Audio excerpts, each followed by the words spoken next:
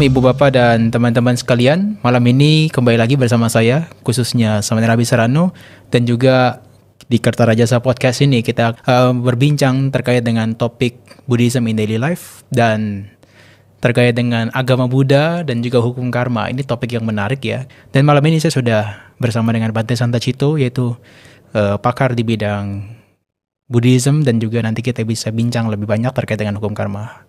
Selamat malam Bante. Selamat malam Samanera. Ya, gimana kabarnya Bante? Kabar baik ya. Udah lama ini kita udah nggak bikin video yang aktif gitu ya. Iya, jadi memang sibuk sehingga tidak bisa. Iya, tapi malam ini kita mau bincang banyak tentang hukum karma ya Bante ya. Terkait dengan barangkali Bante bisa kasih semacam statement apa yang membuat kita tuh harus betul-betul belajar karma di dalam Buddhism. Selain daripada kita mengetahui secara umum seperti dikatakanlah di Hinduism ya. Mungkin Bante bisa kasih statement kita harus belajar yang betul-betul terkait dengan hukum karma di Buddhis. Ya, tentu kalau di dalam agama Buddha bahwasanya yang dikatakan sebagai karma itu adalah perbuatan dan baik dan buruknya dititik beratkan kepada hasil, manfaat. Yaitu manfaatnya itu betul-betul tidak merugikan diri sendiri dan juga makhluk lain. Yeah. Itu yang harus diarahkan ketika belajar agama Buddha berhubungan dengan karma. Dan yang kedua adalah seseorang yang mempelajari hukum karma dan apalagi meyakini hukum karma, keberadaan hukum karma sebagai hukum yang memang itu memengaruhi kehidupan setiap makhluk, tidak hanya manusia, dan orang demikian betul-betul meyakininya dan mengimplementasikan ke dalam kehidupan sehari, itu akan menjadi sebuah pengendali bagi dia untuk tidak melakukan kejahatan. Dengan kata lain, orang yang punya keyakinan terhadap hukum karma yang diajarkan oleh Sang Buddha, itu akan cenderung tentunya memiliki kemoralan. Mengapa dalam agama Buddha kemudian diajarkan setiap orang, terutama penganutnya, rumah tangga saja, harus mempraktikkan minimal 5 aturan kemoralan.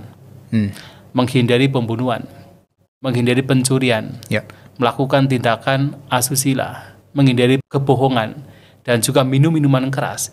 Itu semua disebabkan karena dasarnya adalah karena hukum karma. Setiap manusia ingin memperoleh kebahagiaan. Dan untuk memperoleh kebahagiaan, seseorang harus mengisi hidupnya dengan kebaikan, menghindari kejahatan. Dan 5 aturan kemoralan itu adalah penghindaran dari kejahatan. Dan itu dipraktikkan karena seseorang, terutama dalam agama Buddha, memiliki pemahaman yang benar tentang hukum karma. Bahwa perbuatan membunuh, perbuatan mencuri, perbuatan melakukan tindakan asusila, perbuatan berbohong, dan juga mabuk-mabukan, itu yang akan membawa kepada penderitaan. Sekarang dan bahkan setelah kematian. Jadi praktik sila ini muncul karena pemahaman terhadap hukum karma.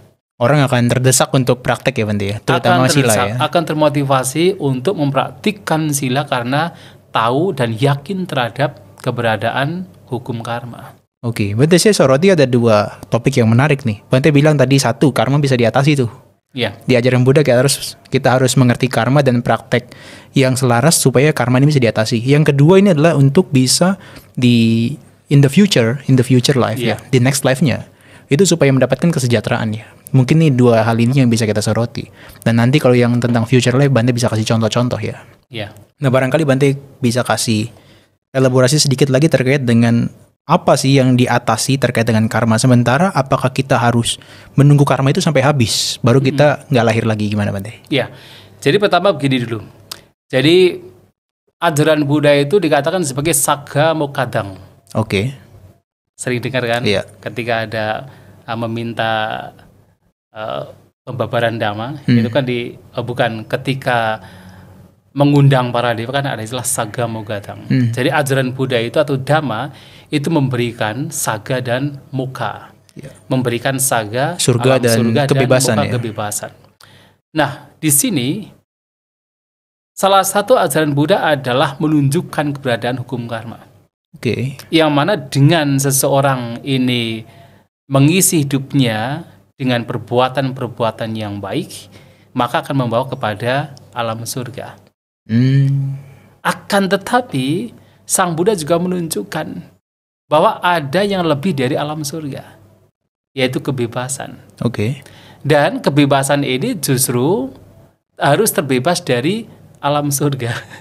Harus terbebas dari segala bentuk alam kelahiran. Dan tidak hanya surga, bahkan kalau kita boleh mengatakan alam Brahma gitu kan. Karena biasanya kalau kita bilang surga itu identik dengan alam dewa. Yeah. Walaupun tentu alam Brahma juga sebagai saga juga. Yeah. Atau sugati juga kan, yang punya destinasi yang baik. Nah, untuk bisa terbebas dari yaitu segala bentuk kelahiran, maka seseorang harus bagaimana bisa mengatasi karma. Dan pertanyaan adalah apakah harus betul-betul menghabiskan buah karma atau tidak, kan begitu? Iya. Ya tentunya tidak demikian. Enggak ya? Tidak demikian. Bayangkan begini, kalau misalnya seseorang harus menghabiskan buah karma yang harus muncul karena seseorang telah melakukan banyak perbuatan di kehidupan yang lampau, ya nggak akan ada habis-habisnya. Dan kalau kita melihat misalnya kasus misalnya Anggulimala, bayangkan kalau misalnya Anggulimala ini harus mencapai kebebasan setelah buah karmanya habis, nah dia sudah membunuh ribuan orang dalam kehidupan sekarang, ya kan? Nah tetapi karena dengan praktik dhamma yang intensif, maka dia bahkan bisa mengatasi karma tanpa harus kemudian semua buah karmanya itu bisa habis. Tidak harus demikian. Jadi tidak harus menghabiskan buah karma kemudian baru bisa mencapai kebebasan.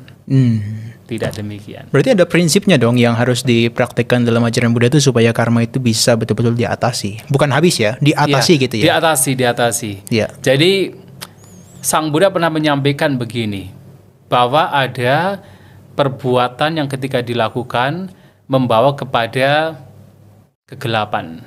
Oke. Ini adalah perbuatan yang buruk. Iya. Ketika dilakukan membawa kepada penderitaan. Ada perbuatan yang ketika dilakukan membawa terang. Artinya perbuatan yang membawa kepada kebahagiaan di alam-alam kehidupan. Nah, ada perbuatan yang terang dan gelap ya? Ya, terang dan gelap. Ketika dilakukan membawa kepada bahagia dan menderita, tetap di alam kelahiran. Yeah. Tetapi ada juga perbuatan yang mengarah kepada kamaka, yang hancurnya karma itu sendiri. Ya, yang bukan terang dan bukan gelap. Bukan terang, bukan gelap. Oke. Jadi di luar itu, tapi masih perbuatan. Nah, perbuatan tersebut ternyata adalah ketika seseorang mempraktikkan jalan mulia berunsur 8. Nah, ketika jalan mulia berunsur 8 ini dipraktikkan, walaupun itu masih bagian dari perbuatan selama seseorang masih hidup di alam kehidupan, tetapi ini nantinya akan terus mengarah kepada hancurnya karma itu sendiri. Karena hancurnya karma adalah hancurnya kilesa. Hancurnya kotoran batin. Mengarah kepada hancurnya kotoran batin, dengan kata lain mengarah kepada hancurnya karma. Dan itu adalah jalan mulia berunsur 8. Pandangan benar yang tidak lain adalah mengetahui 4 kebenaran mulia. Yang paling basic kan tentang hukum karma juga harus Hukum dipahami. karma juga termasuk di dalamnya di situ. Yeah. Hanya saja pandangan benar tentang hukum karma itu masih dikatakan sebagai sasawa. Yeah. Yang masih ada kotoran batin, nodanya. Ada kotorannya. Nah, tetapi yang betul-betul pandangan benar yang memang membawa kepada hancurnya karma, ya tidak lain adalah pemahaman tentang 4 kebenaran mulia. Oke. Kemudian pikiran benar, ucapan benar, perbuatan, penghidupan benar, daya upaya benar, perhatian benar, dan keteguhan batin yang benar, konsentrasi benar. Ini yang harus dikembangkan, yang nantinya membawa kepada hancurnya karma, hancurnya kilesa, hancurnya lingkaran tumimba lahir. Iya. Karena juga gak masuk akal ya Bante, kalau kita juga tanpa intervensi yang betul-betul sesuai dengan ajaran Sang Buddha, maksudnya gak ada polanya gitu ya. Bayangkan pikiran kita itu satu jentikan jari itu kan sudah hampir miliaran itu bahkan triliun ya. Tidak terhitung lah. Kemarin saya lihat ada perbandingannya Bante versi wave atau gelombang itu ya. Gelombang kita tuh yang untuk HP itu ya sekarang zaman sekarang masih 5G itu masih sekitar 5 sekitar berapa hertz ya, 5 gigahertz gitu kan. Sementara pikiran kita tuh sudah sampai terahertz. 1000 sampai 25.000 terahertz. Dan di setiap terahertz itu berarti setiap getaran dari pikiran kita itu potensial bagi karma itu kan terbentuk di situ ya. Karma gitu ya. Iya, bayangkan kalau hampir sebanyak itu di setiap momen ada muncul karma. Lantas bagaimana kita bisa menunggu karma itu habis? Iya, bisa menghabiskan kan. Ya bahkan di kehidupan ini pun nggak habis ya Bante. Iya. Kalau tidak ada metode yang lain, Iya. tidak ada metode yang lain, nggak akan habis. Berarti ajaran Buddha itu membantu kita untuk memangkas dengan shortcut gitu ya? Justru itu, karena sesuatu yang bisa membantu untuk mengatasi karma, itu sesuatu yang sulit sekali untuk ditemukan. Maka kan kemunculan Buddha itu bukan sesuatu yang mudah. Oke. Ya kan dikatakan dulabo butuh padulokasming. Bahwa kemunculan seorang Buddha itu di dunia itu sesuatu yang sangat sulit. Ya karena apa? Memang ajaran 4 kebenaran mulia ini sesuatu yang sangat sulit untuk bisa dipahami atau sesuatu yang sangat sulit untuk muncul ke permukaan. Karena ini adalah cara untuk bagaimana mengatasi karma.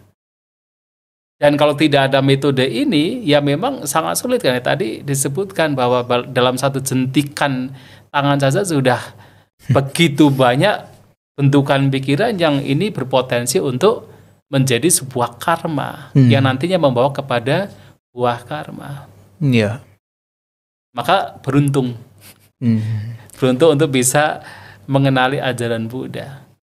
Tapi Bante bagaimana ya? Mungkin sebelum kita masuk ke dalam si future life ya, next life kita ini, saya mau tahu gimana ya. Tadi Bante bilang kan ada karma yang gelap dan terang. Terus kemudian kan ada karma yang bukan gelap dan bukan terang, itu harus praktek dengan 4 kebenaran mulia tuh, Jalan Mulia episode 8. Dalam kehidupan sehari-hari, pertama adalah potensial nggak itu bisa dilakukan. Yang kedua, gimana penerapannya untuk Jalan Mulia episode 8 sehingga betul-betul karma ini bisa dikatakan kama kayang gitu loh. Betul-betul karma ini dianjurkan dalam keseharian Bante. Yang pertama tentu adalah harus memiliki pemahaman walaupun secara teoritis tentang itu karma. penting sekali. Tentang karma dan tentunya tentang 4 kebenaran mulia. Oke. Itu harus dipahami secara walaupun teoritis betul-betul itu pemahaman yang benar. Kemudian apa yang dipahami secara benar itulah yang kemudian betul-betul diimplementasikan ke dalam kehidupan sehari-hari.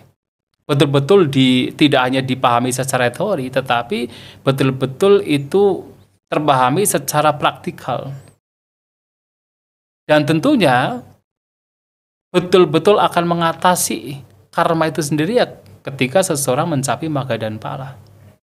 Sebelum itu memang masih dalam konteks ya kita mengatakan kalau di dalam Dhamma Cakkappavattana Sutta itu kan ada 12 faktor 3 tahap. 3 tahap 12 faktor ketika berhubungan dengan 4 kebenaran mulia. Yang mana dalam setiap kebenaran mulia itu kan ada pemahaman, misalnya kebenaran mulia yang pertama, ada pemahaman tentang dukkha. Itu masih teoritis. Tetapi kemudian yang kedua adalah dukkha ini harus, jadi yang pertama adalah ini dukkha, ya kan? Ini kebenaran mulia tentang dukkha. Artinya dipahami secara teoritis.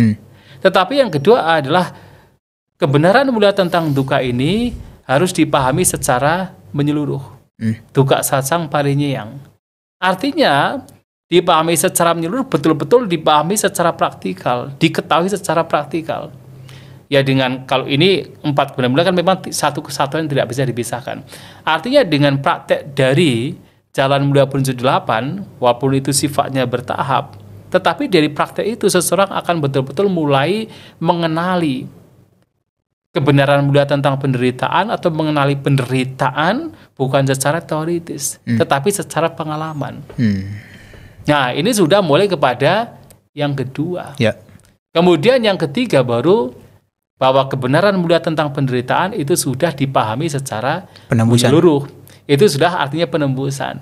Nah, di penembusan inilah yang sebenarnya betul-betul secara bertahap, kalau kita boleh mengatakan, karma mulai diatasi. Dan akan diatasi secara keseluruhan ketika betul-betul terbebas dari kilesa, yaitu pencapaian arhata pala, arhata magga dan pala. Ya. Itu betul-betul perlu diatasi secara keseluruhan.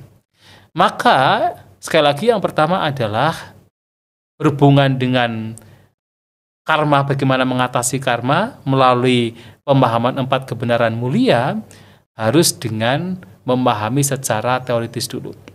Sebanyak mungkin dengan benar, tidak salah, tidak melenceng, kemudian baru diimplementasikan, terutama adalah jalan mulia prinsip 8 itu dipraktikkan, yang itu yang akan membawa kepada 3. Yang pertama, dengan praktek jalan mulia prinsip 8, maka duka itu akan mulai dipahami secara menyeluruh. Dengan praktek jalan mulia prinsip 8, maka sebab duka itu akan ditinggalkan. Yang ketika sebab duka itu harus ditinggalkan, yaitu pahat tabang harus ditinggalkan, maka praktek jalan mulia prinsip 8 inilah yang membawa sebab duka itu ditinggalkan. Dan juga praktek jalan mulia prinsip 8 membawa kepada bahwa padamnya duka itu terrealisasi. Saccikatabang ya. Saccikatabang.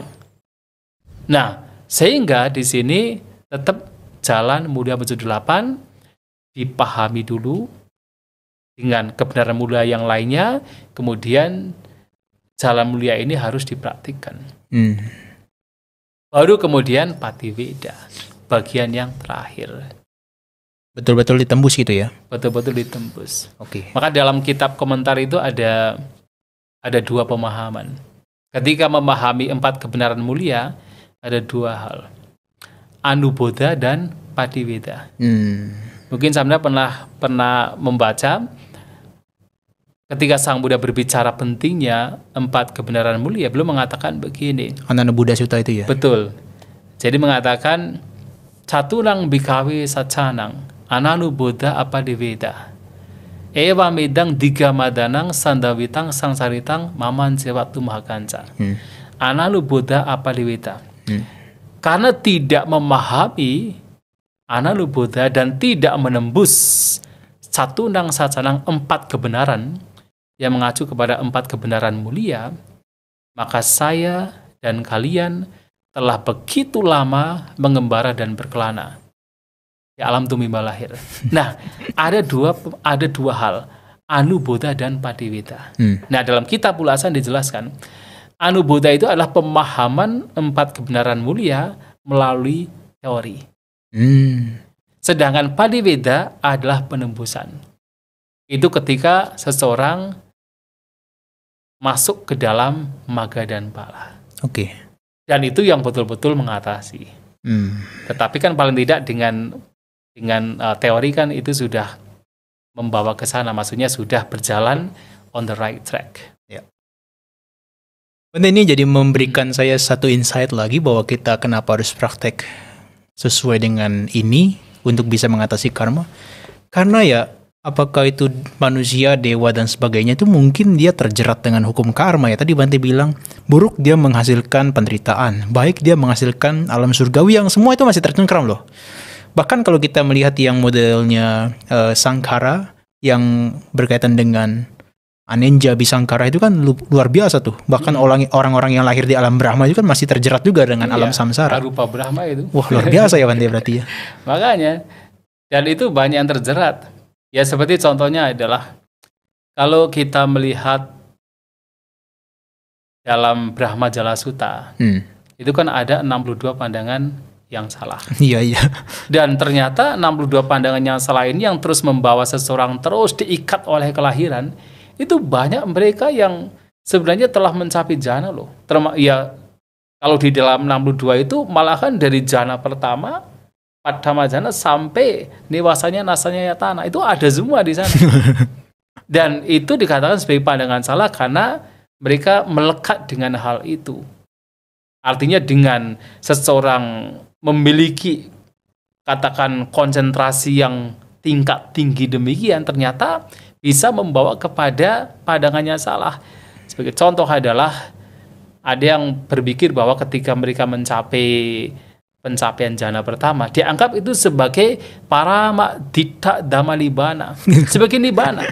Nibbana tertinggi yang bisa dilihat sekarang, dialami sekarang, tertinggi itu. Tapi kemudian ada yang mencapai jana kedua mengatakan, oh bukan itu jana pertama. Jana kedua ini yang disebut sebagai parama ditta dhamma nibbana. Kemudian ada yang mencapai jana ketiga, oh bukan itu jana ketiga sebagai nibbana. Dan juga ada mereka yang katakan memiliki pencapaian jana yang tinggi sekali sampai kemudian bisa melihat kehidupan-kehidupan yang lampau. Tidak hanya 1, 2, 3 kehidupan, bahkan sampai ratusan ribu kehidupan yang lampau. Mereka kemudian memunculkan sebuah kesimpulan bahwa kehidupan itu kekal. Karena pengalaman mereka betul-betul mengalami bahwa ketika ditarik ke belakang dengan kemampuan luar biasa mereka, seakan-akan tidak ada endingnya, tidak ada ujungnya. Maka mereka berpikir bahwa atta dan loka, jiwa dan dunia ini kekal. Oke. Itu dalam Brahma Jala Sutta. Maka bahkan yang mencapai jana yang tertinggi pun pada zaman Sang Buddha sebelum itu banyak yang masih terikat, masih terjerat oleh tumimba lahir. Oke. Termasuk Alaraka Lama Guru dan Udakarama Buddha. Padahal orang pandai ya dia. Oh, pandai sekali, cerdas sekali, mencapai jana ke-7 dan 8. Iya. Ya kan? Orang pandai aja bisa terjerat ya. Terjerat, dan mereka berpikir itu yang tertinggi. Sudah tidak ada yang lebih tinggi dari itu. Oke Bante, ini kan kita udah bahas nih terkait dengan prinsip dan juga filosofis dari hukum karma. Saya mau membumikan ini semua sebelum kita nanti berinteraksi dengan teman-teman di YouTube.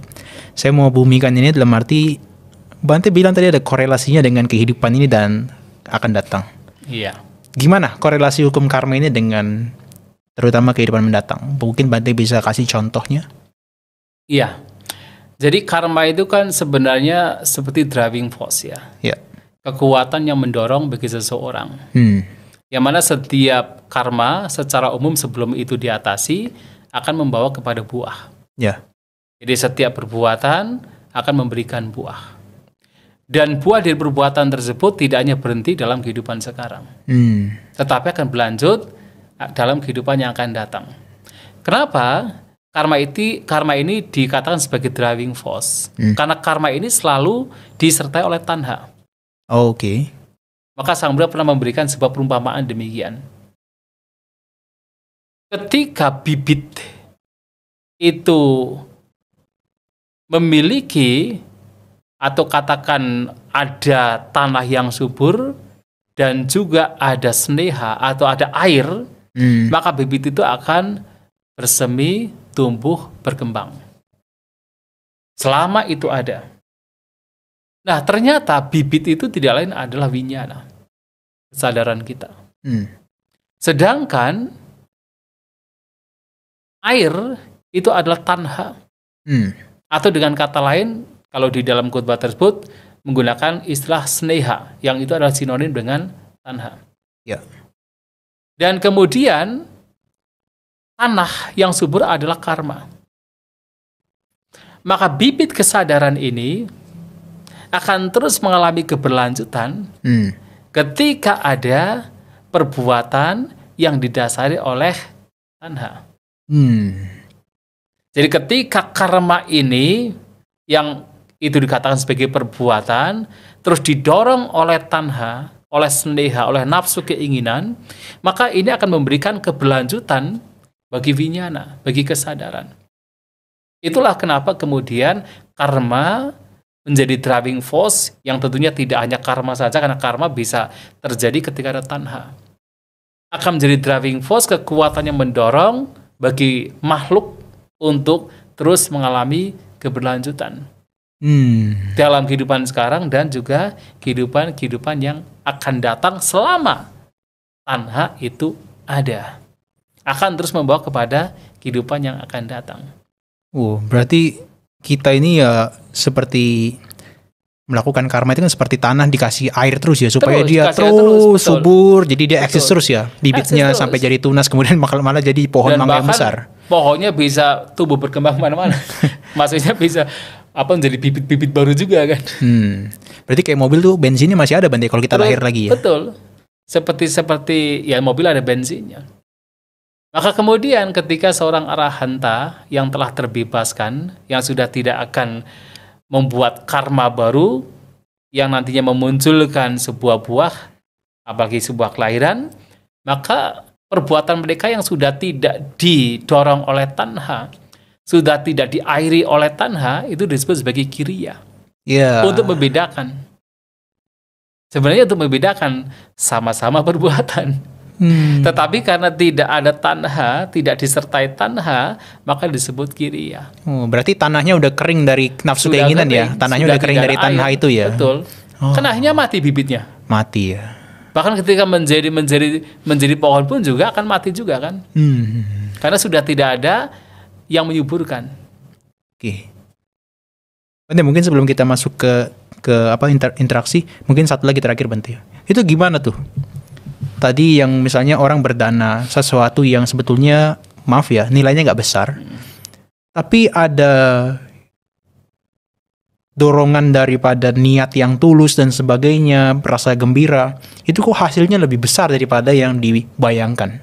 Kalau orang merasa pada umumnya gitu ya, kalau kamu kasih bakpao, ya nanti kamu dapat bakpao gitu loh. Tapi ini enggak ya, kalau kita melakukan karma, kita kasih bakpao mungkin, tapi mungkin hasilnya lebih daripada itu. Lebih besar ya. Coba Bante mungkin bisa kasih contoh, ada nggak yang seperti begitu Bante ketika berdana, hasilnya bahkan berkali-kali lipat.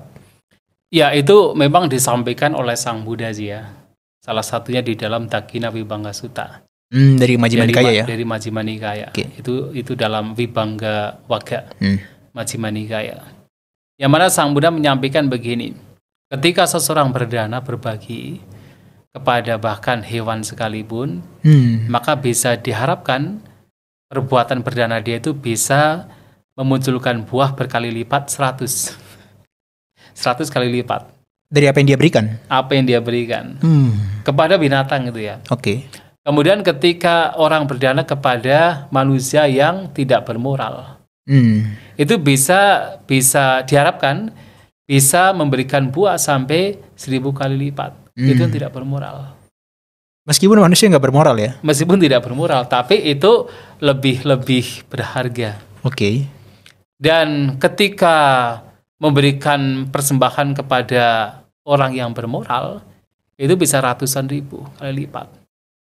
Dan dikatakan pula ketika berdana kepada seseorang yang memiliki tujuan untuk mencapai kesucian, ia mempraktikkan dhamma dan punya tujuan untuk mempraktikkan untuk mencapai kesucian, bahkan sotapana saja, itu dikatakan sebagai asangkaya, artinya sebagai apameya, tidak terhitung, tidak terukur. Nah, itu dikatakan oleh Sang Buddha di dalam tadi Vibhanga, Dakina Vibhanga Sutta. Tetapi tentu bagaimana proses dari seseorang melakukan perbuatan dan juga hasil perbuatan tersebut kan disebut acinte ya. Iya. Kita tidak bisa memikirkan ya? Gitu, unthinkable. Sehingga kita tidak bisa mengatakan bahwasanya harus sekian, apalagi bisa mengatakan pasti akan berbuah setelah beberapa hari, itu tidak bisa dipikirkan. Iya, unthinkable dalam sifatnya, kuantitatifnya sulit ya? Sulit sekali. Karena kan juga banyak faktor juga kan. Kalau kita bicara karma kan sebenarnya karma juga tidak hanya karma yang lampau saja. Karma yang sekarang pun juga akan memengaruhi juga untuk memunculkan buah. Berikan kontribusi juga ya? Memberikan kontribusi. Oke. Dan seberapa jauh kontribusinya kan juga unthinkable. Dan kita pun juga tidak tahu sejauh mana atau sebanyak apa dulu kehidupannya lampu pernah melakukan perbuatan tertentu. Maka dari buah karma itu bagaimana prosesnya itu unthinkable, tidak bisa dipikirkan. Oke Bante, menarik. Tapi sekarang kita interaksi dengan teman-teman di YouTube ya. Teman-teman yang baru bergabung, kalau Anda ingin bertanya, sekarang bisa sampaikan di kolom live chat di YouTube utamanya. Dan sekarang saya mau bacakan pertanyaannya. Iya, ini dari Hengki, dari dia tanya dari Susumu Rajataka. Ini tentang kera itu loh Bante. Iya, kera dengan ini, dengan buaya. Oh iya, kera yang berbohong kepada buaya ya. Nama budaya Bante di Susumu Rajataka, kera dan bodhisatta ini berbohong ke buaya calon dewa data itu untuk menyelamatkan dirinya. Karma berbohong demi menyelamatkan diri atau kebaikan itu bagaimana ya? Oh mungkin ini white lie itu ya, berbohong putih itu ya. Iya, jadi itu kan juga yang Susuma Rajataka ini kan juga terpahat di Candi Mendut. Oh ada ya? Ada di Candi Mendut. Reliefnya, dalam bentuk reliefnya ada. Jadi memang ceritanya itu kan cerita dalam catakannya itu bahwa jadi ada pulau kecil yang banyak buahnya. Nah si kera ini setiap hari pergi ke pulau tersebut. Nah di tengah-tengahnya itu ada batu. Jadi dia melompat ke batu tersebut, kemudian melompat lagi ke pulau. Kemudian di sore hari dia akan pulang, melompat ke batu, kemudian pulang ke pulau lain gitu kan. Setiap hari begitu. Nah diceritakan dalam Jataka tersebut. Nah ada buaya suami istri, yang mana istrinya ini katakan setiap hari melihat si kera tersebut, kemudian terpikir untuk bisa memakan hatinya, memakan jantungnya. Jantung kera itu ya? Ya, jantung kera tersebut. Lah meminta suaminya, yang ini adalah Dewa Data dalam kehidupan yang selanjutnya gitu kan. Dewa Data terhasut juga ya? Terhasut oleh suaminya. Oleh istrinya? Oleh istrinya Mas ya, oleh istrinya terhasut gitu kan. Kemudian meminta sama suami ini, buaya suami ini untuk bisa menangkap kera tersebut supaya bisa memakan jantungnya gitu kan. Nah si kera ini kan yang memang pandai kan. Jadi begitu dia mau pulang kok melihat ini batunya kok seperti sudah lebih tinggi gitu kan. Nah kemudian dilihat ini batu beneran atau apa gitu kan. Akhirnya karena curiga kemudian ditanya, wahai sang batu. Jadi ketika ditanya begitu, buahnya menjawab. Jadi ceritanya lucu gitu kan. Nah ternyata keranya, oh ini buaya ternyata kan. Nah kemudian si buahnya kan sudah merasa di atas angin, kemudian mengatakan bahwa istri saya meminta jantung kamu gitu kan. Nah si keranya tahu kalau misalnya dia sudah tidak bisa escape lagi kan, karena kan memang itu satu-satunya batu di mana si buaya itu, ya di mana dia itu bisa melompat ke tempat lain gitu kan. Maka dia punya akal.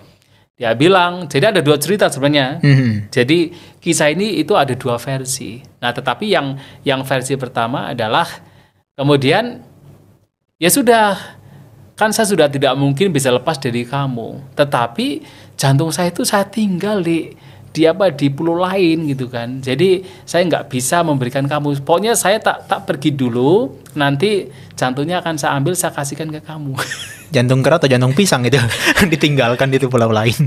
Nah ya itu dia itu membohongi kan, membohongi si buaya ini bahwasanya jantungnya itu berada di tempat lain gitu, nanti akan saya ambil gitu kan. Karena percuma saja, saya juga sudah tidak mungkin untuk bisa lepas gitu kan. Jadi dia escape ya dari itu. Ya jadi escape gitu kan dibiarkan akhirnya kan, jantungnya nggak ini kan nggak dibawa gitu kan. Nah escape itu versi yang pertama. Ada versi yang lain. Versi lainnya itu adalah si buaya tersebut diminta, kan dia mengatakan si keranya bahwa saya sudah tidak mungkin bisa lepas dari kamu. Itu satu-satunya jalan. Sudahlah kalau begitu kamu buka saja mulutmu yang lebar-lebar gitu kan. Nanti saya akan langsung masuk ke dalam mulut. Dan sebenarnya ketika buaya itu membuka mulutnya lebar-lebar, matanya terpejam. Iya betul. Matanya tertutup ya. Tertutup. Maka ketika membuka mulutnya lebar-lebar, nah dia lompat, langsung lompat ke tempat lain. Nah, ini pertanyaannya kan tentang white lie itu tentang kebohongannya. Dia berbohong, tetapi kemudian menyelamatkan diri gitu kan. Ya tentu dalam hal ini kan dua hal ya, dua jenis perbuatan gitu kan. Yang satunya kan memang dia berbohong, mau tidak mau namanya berbohong itu tetap berbohong. Tetapi dia menyelamatkan diri juga hal yang lain. Itu sebagai bagian dari effort juga kan. Usaha juga untuk bisa membawa hidup yang lebih baik kan. Daripada kemudian dia itu ya membiarkan dirinya itu dibunuh, kan lebih baik kan bagaimana bisa melanjutkan hidupnya. Jadi dua hal yang berbeda. Memang ini ya sesuatu yang tricky dalam artian ini baik atau tidak, tetapi kalau kita bicara tentang bagaimana jalan pikiran kita kan juga itu sangat banyak kan dalam proses yang sedemikian banyaknya ini, dalam konteks sikra tersebut kan juga ada banyak proses kan. Proses ketika berbohong ya tetap berbohong. Tapi ketika dia itu menyelamatkan diri ya itu tetap menyelamatkan diri. Yeah. Itu sesuatu yang masih wajar dan bahkan itu lebih baik. Lebih baik dilakukan ya. Lebih baik dilakukan. Ya seperti misalnya begini aja Las. Kalau di dalam Sabah Sawasuta itu kan ada 7 cara bagaimana melenyapkan kotoran batin. Ya. Yang salah satu caranya adalah pariwajana bahata basawa. Jadi melenyapkan kotoran batin dengan cara menghindar. Penghindaran ya. Menghindar dari apa? Ketika bertemu dengan binatang buas itu kan menghindar kan. Daripada kita nantang gitu kan, mau dimakan kemudian kita tantang gitu kan, repot sendiri kan. Ya. Maka lebih baik menghindar. Nah, di sini memang tidak ada cara lain kecuali dengan cara demikian. Untuk bisa escape, untuk bisa lepas. Ya oke lah itu berbohong, tetapi ya ada sisi yang lain. Ketika dia berpikir untuk menyelamatkan diri itu sesuatu yang baik. Nanti kalau nanya bobot secara kuantitatifnya diukur sendiri ya. Itu sulit ya. Oke, Bante, ini ada pertanyaan dari Siska. Malam nama budaya Bante dan Samanera, saya mau bertanya. Misalkan kita melakukan perbuatan jahat atau perbuatan buruk, nah dan pasti akan ada akibatnya Bante. Tapi yang pernah saya dengar, kenapa karma yang kita perbuat tidak langsung berbuah saja Bante? Kenapa bisa berbuahnya di kehidupan yang akan datang dan ada perbedaannya nggak kira-kira? Ya kan memang dikatakan dalam kitab ulasan bahwasanya tidak semua perbuatan itu akan memberikan buah di kehidupan sekarang. Kan ada 4 ya. Jadi ada perbuatan yang memang bisa memberikan buah dalam kehidupan sekarang. Disebut tidak dhamma vidaniya kama. Nah, dalam kehidupan sekarang pun juga tidak langsung berbuah. Jadi ada yang langsung berbuah ketika perbuatan itu dilakukan, ada yang kemudian berbuah dalam kehidupan sekarang tetapi di masa lain.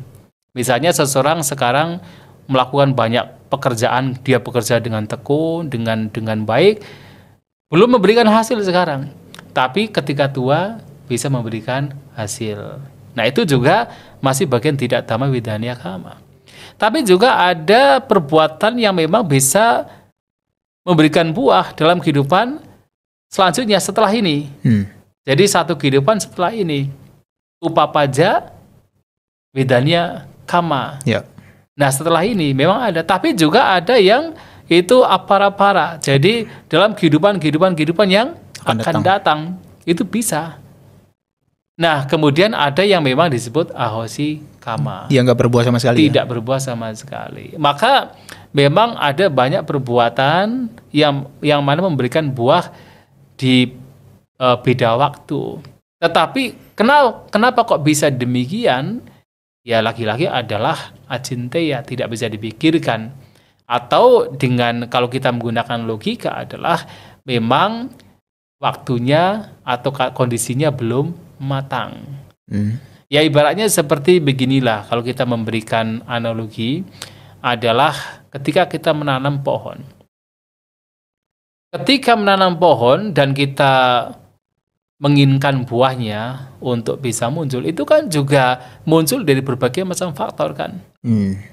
Ya artinya dalam hal itu faktor batangnya, faktor kemudian cabangnya, faktor iklimnya, faktor mataharinya, semua itu mempengaruhi. Yang ketiga semuanya ini menjadi matang, kondisinya itu menjadi cocok, maka bisa baru kemudian memunculkan buah. Dan pohon tersebut akan berubah pun juga tidak bisa kita katakan pikirkan kapan akan berbuah. Ya kan kita tidak bisa mengatakan oh besok berbuah. Tidak bisa mengatakan demikian. Nah, sehingga buah dari perbuatan pun juga akan berbuah ketika kondisi-kondisi yang memang akan memunculkan buah itu memang sudah matang. Sehingga buah bisa muncul. Tapi kapan kondisi-kondisi yang memang mempengaruhi itu akan matang, itu kita semua tidak tahu. Karena acinteia. Cinta ya, unthinkable lagi ya. Unthinkable. Tetapi kita hanya taunya ya, yang jelas kalau kita berbicara tentang karma, yang jelas kita tahu adalah bahwa perbuatan baik membawa kebahagiaan, perbuatan buruk membawa kepada penderitaan. Kapan akan berbuah, memang kita tidak tahu. Tetapi yakin sekali bahwa setiap kebaikan membawa kepada kebahagiaan. Setiap keburukan membawa kepada penderitaan. Tapi poinnya meskipun kita sudah menciptakan sebab atau bibit yang baik, kita harus kondisikan dia juga tuh terhadap hal-hal yang baik juga ya Bante ya? Ya itu, makanya kan ada kondisi-kondisi lain juga kan. Nah kondisi lain adalah perbuatan sekarang. Iya. Jadi perbuatan yang lalu atau yang lalu-lalu kita sudah melakukan kebaikan, tetapi ketika itu belum matang kan memang belum bisa berbuah. Untuk mematangkan adalah memberikan kondisi perbuatan-perbuatan baik yang sekarang ini. Sampai kemudian akan memberikan hasil. Oke. Ini dapat benang merahnya nih, berarti dia ada pengaruh dari yang lampau dan diberikan kontribusi yang sekarang. Betul. Dan juga akan menentukan yang akan datang ya. Betul. Makanya kan ada istilah upatambaka kama. Ya. Jadi perbuatan yang mendukung. Itu bisa buruk, bisa baik bisa juga baik. Jadi kalau misalnya kita melakukan perbuatan yang buruk, yaitu menjadi upatambaka bagi perbuatan buruk yang lampau untuk berbuah. Ya kalau yang baik ya contohnya dari lahir udah sultan gitu ya Bante. Nah sudah udah kaya, kemudian sekarang suka berdana tambah kaya lagi. Wah luar biasa itu. Oke, ini ada pertanyaan dari Levi Bante. Izin bertanya, bila di rumah ada muncul sarang laba-laba yang terlihat mengotori dinding atau langit-langit, bagaimana menyikapinya agar rumah bisa bersih dari sarangnya? Bagaimana menyikapinya, Bante? Saya punya pengalaman dulu, waktu tinggal di hutan gitu kan. Ya, jadi kalau di hutan itu betul-betul yang namanya binatang itu sangat banyak. Binatang kecil. Binatang melata itu ya maksudnya? Macam-macam. Semut, kadang-kadang itu kalau di hutan itu saya pernah mengalami bahkan satu kuti itu penuh dengan semut. Jadi ada semut, nggak tahu semut apa, itu bisa banyak jutaan semut itu. Itu bisa satu kuti itu bisa tertutup dengan semut. Nah kemudian yang namanya sarang laba-laba itu super banyak. Laba-laba hutan itu super banyak. Awalnya saya juga berpikir, wah ini gimana ya? Di satu sisi saya harus menjalankan wata, kewajiban saya sebagai samanera untuk membersihkan kuti dan juga halamannya dan juga jalan-jalannya. Itu wata kewajiban. Dan itu disampaikan juga dalam kitab suci bahwa memang kita para biku sebenarnya harus hidup bersih. Itu adalah wata kewajiban kita di Kandaka itu ya. Itu dia di Kandaka, Sinasana Kandaka salah satunya. Itu adalah kewajiban kita. Tapi di sisi lain, ketika membersihkan itu, pasti ya bisa memungkinkan untuk membawa kepada penderitaan bagi makhluk tersebut. Lantas saya datang kepada para Bante, gitu kan. Bagaimana mengatasi? Ya sudah, berpikir saja ini adalah untuk kewajiban sebagai seorang samanera untuk membersihkan tempat tinggalnya, tetapi tetap hati-hati. Walaupun kita membersihkan sarang laba-laba, tetapi kita tidak sampai seperti tidak ada mindful, kita terburu-buru sehingga betul-betul laba-laba tersebut akan mati atau terluka. Kita bisa melakukannya dengan pelan-pelan. Ya mau tidak mau. Sehingga daripada misalnya tempat yang ditinggali itu menjadi kotor, ya lebih baik dibersihkan, tetapi ketika ada binatang harus hati-hati. Jadi tidak berniat untuk melukai apalagi membunuh binatang tersebut. Niatnya satu adalah untuk membersihkan tempat tinggal. Tetapi karena sudah ada binatang di situ ya tetap hati-hati.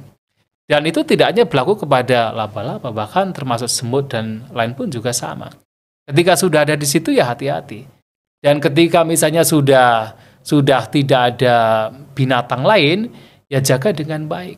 Bagaimana? Betul-betul tempatnya dibersihkan, bersih.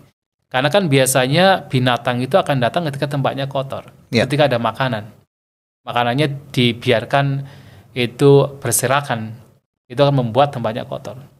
Nah kalau sudah bersih ya bagaimana bisa menjaganya dengan baik supaya tidak terkotori sehingga binatang tidak akan datang. Iya. Itu yang bisa kita lakukan.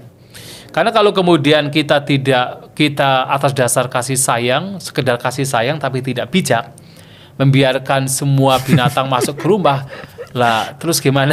Lama-lama rumahnya berubah jadi kebun binatang. Ya, itu semut dibiarkan, kemudian ada laba-laba dibiarkan, ya tidak baik juga gitu kan. Iya. Tipis ya antara kasih sayang dan bodoh itu tipis banget ya. Iya, itu kalau tidak hati-hati gitu kan. Oke. Makanya sudah terlanjur ada, maka dibersihkan dengan tujuan memang membersihkan, tetapi jangan sampai melukai apalagi membunuh. Ini dari Siska. Oke. Selamat malam Bante Nama Budaya. Misalkan kita melakukan perbuatan jahat atau buruk, nah dan pasti akan ada akibatnya. Tapi yang saya dengarin tadi udah. Oh ini ya, tadi sudah ini Siska ini. Oke. Ini yang Liliana ya. Kenapa kita cenderung mengatakan orang yang mati muda atau sakit-sakitan dikaitkan karena karma lampaunya? Suka membunuh, padahal karma itu tidak bisa kita pikirkan dan bukan juga merupakan sebab tunggal. Ya itu sih kadang-kadang sih di masyarakat gitu ya. Orang mati tiba-tiba itu karmanya tuh. Karmanya habis, apalagi kalau bilang udah orang yang baik itu matinya cepat Bante. Ya. Iya, memang kan ada satu khutbah memang disampaikan oleh Sang Buddha. Bahwasanya seseorang yang pada kehidupan yang lampau suka melukai makhluk lain, maka dalam kehidupan sekarang kalau telah sebagai manusia akan mudah sakit atau sakit-sakitan kan begitu. Kemudian seseorang yang dalam kehidupan yang lampau suka membunuh, maka dalam kehidupan sekarang ketika terlahir sebagai manusia juga memiliki umur yang pendek. Ya? Itulah yang kemudian dijadikan sebagai satu acuan yang terkadang menjadi acuan mutlak bagi beberapa orang, bahwa setiap kali orang meninggal karena mungkin meninggal usia muda, itu pasti karena karmanya dia yang dulu suka membunuh kan begitu. Padahal kan sebabnya kan juga banyak kan. Iya. Sebab dari seseorang itu meninggal kan banyak. Maka kan ada satu perumpamaan kan, yang itu seperti lampu. Memang ada lampu yang mati karena ada angin gitu kan. Tapi ada juga lampu yang mati karena memang sudah habis. Oh, lilin mungkin ya? Ya lampu lah. Lampu lilin zaman dulu kan, lampu minyak maksudnya. Lampu minyak, oke. Ya sudah habis sumbu dan juga minyaknya gitu kan. Nah, jadi ada orang-orang yang meninggal memang itu karena karma. Jadi karmanya sudah habis, maka dia itu meninggal. Kemudian ada juga yang meninggal kan memang ayu itu kehidupannya memang sudah habis, kekuatan kalau kita mengatakan jiwitindriyanya itu kan, indria kehidupannya itu sudah habis, maka dia meninggal. Tapi ada juga yang memang meninggal itu karena kecelakaan. Jadi kalau seperti tadi yang lampu itu kena angin gitu kan, itu adalah meninggal karena memang kecelakaan. Belum waktunya sebenarnya, tapi karena kecelakaan dia bisa meninggal. Ya, jadi bisa berbagai macam gitu kan. Berarti maksudnya tadi habis karma itu adalah karma penyokong untuk hidupnya ya? Karma penyokong untuk hidup, ya. Yang habis itu ya? Bukan karma kayak arahat, bukan ya? Soalnya kalau kayak gitu nanti semua bunuh diri. Udahlah cepat-cepat aja nih supaya ditiup angin lampu saya nih cepat mati jadinya. Nah, bunuh diri dia punya membuat karma baru. Wah, iya loh Bante. Kalau di tempat lain kan dikatakan kalau bunuh diri masuk neraka yang paling dasar katanya. Yang paling dalam katanya. Benar gak itu Bante? Ya tidak harus demikian. Nggak harus ya? Tidak harus demikian. Memang secara umum kalau orang bunuh diri itu kan biasanya karena ketidaksukaan kan. Ketidaksukaan terhadap kehidupannya, situasi dan kondisinya, karena kebenciannya. Itu memang tidak baik. Tetapi ketika orang bunuh diri kemudian dia ketika sudah mau meninggal kok bisa membebaskan batinnya dari kotoran, ada juga loh. Dalam kehidupan zaman Sang Buddha ada loh. Misalnya cerita mengenai Cana. Oh iya. Dia kan bunuh diri kan. Kemudian ada lagi Wakali. Dia bunuh diri dia. Tapi ini menjadi kontroversi. Kebetulan kemarin itu ada yang bertanya ke saya. Karena di dalam khutbahnya itu dia capai arahat. Mencapai arahat. Jadi betul-betul kayak Bante Cana itu mencapai arahat sebelum bunuh diri. At the moment ya. Oh, sebelumnya ya, iya, pas itu ya. seakan-akan itu dalam khotbah tersebut sebelum bunuh diri sudah mencapai arahat duluan. Demikian pula adalah Bante Wakali. Hanya saja kemudian dalam kitab ulasan itu dikatakan bahwa mereka ketika bunuh diri belum mencapai kesucian. Hanya mereka itu ada namanya adimana, exaggerating. Exaggerating bahwasanya mereka telah mencapai arahanta. Tapi begitu di ambang kematian muncullah nimita, kehidupan yang akan datang. Maka mereka buru-buru kembali membawa batinnya untuk merenungkan anicca, dukkha, dan anatta. Yang memang batinnya sudah matang, ketika itu dilakukan, batin mereka terbebaskan. Mencapai arahanta di ajal kematian. Nah, tetapi orang bunuh diri itu pada umumnya biasanya karena kebencian. Mungkin karena fisiknya yang sakit, benci dengan fisiknya. Mungkin karena situasi kondisi kehidupannya yang mungkin merana, stres, depresi, bisa membawa kepada keinginan untuk bunuh diri. Tetapi ketika ada dorongan yang seperti itu secara Buddhis, itu adalah kotoran batin. Dan itu memang bahaya. Tapi apakah harus kemudian telah di dalam neraka? Ya tidak harus demikian. Karena nanti akan ada yaitu pikiran terakhir dari orang tersebut seperti apa. Aduh. Tapi teman-teman jangan ditiru ya, itu khusus Bante Chana dan Bante Wakali ya. Karena di sosial media sekarang lagi marak orang yang meninggal punya suicidal thought, bahkan itu sampai diaplikasikan betulan meninggal. Itu yang komentar justru adalah orang-orang yang kenapa nggak ajak saya katanya. Waduh, itu bahaya, itu tidak baik. Dan itu bukan satu orang loh Bante, itu jadi fenomena yang jadi seakan-akan kayak dibiasakan, oke, lumrah. Dan itu sesuatu yang justru membahayakan bagi dirinya.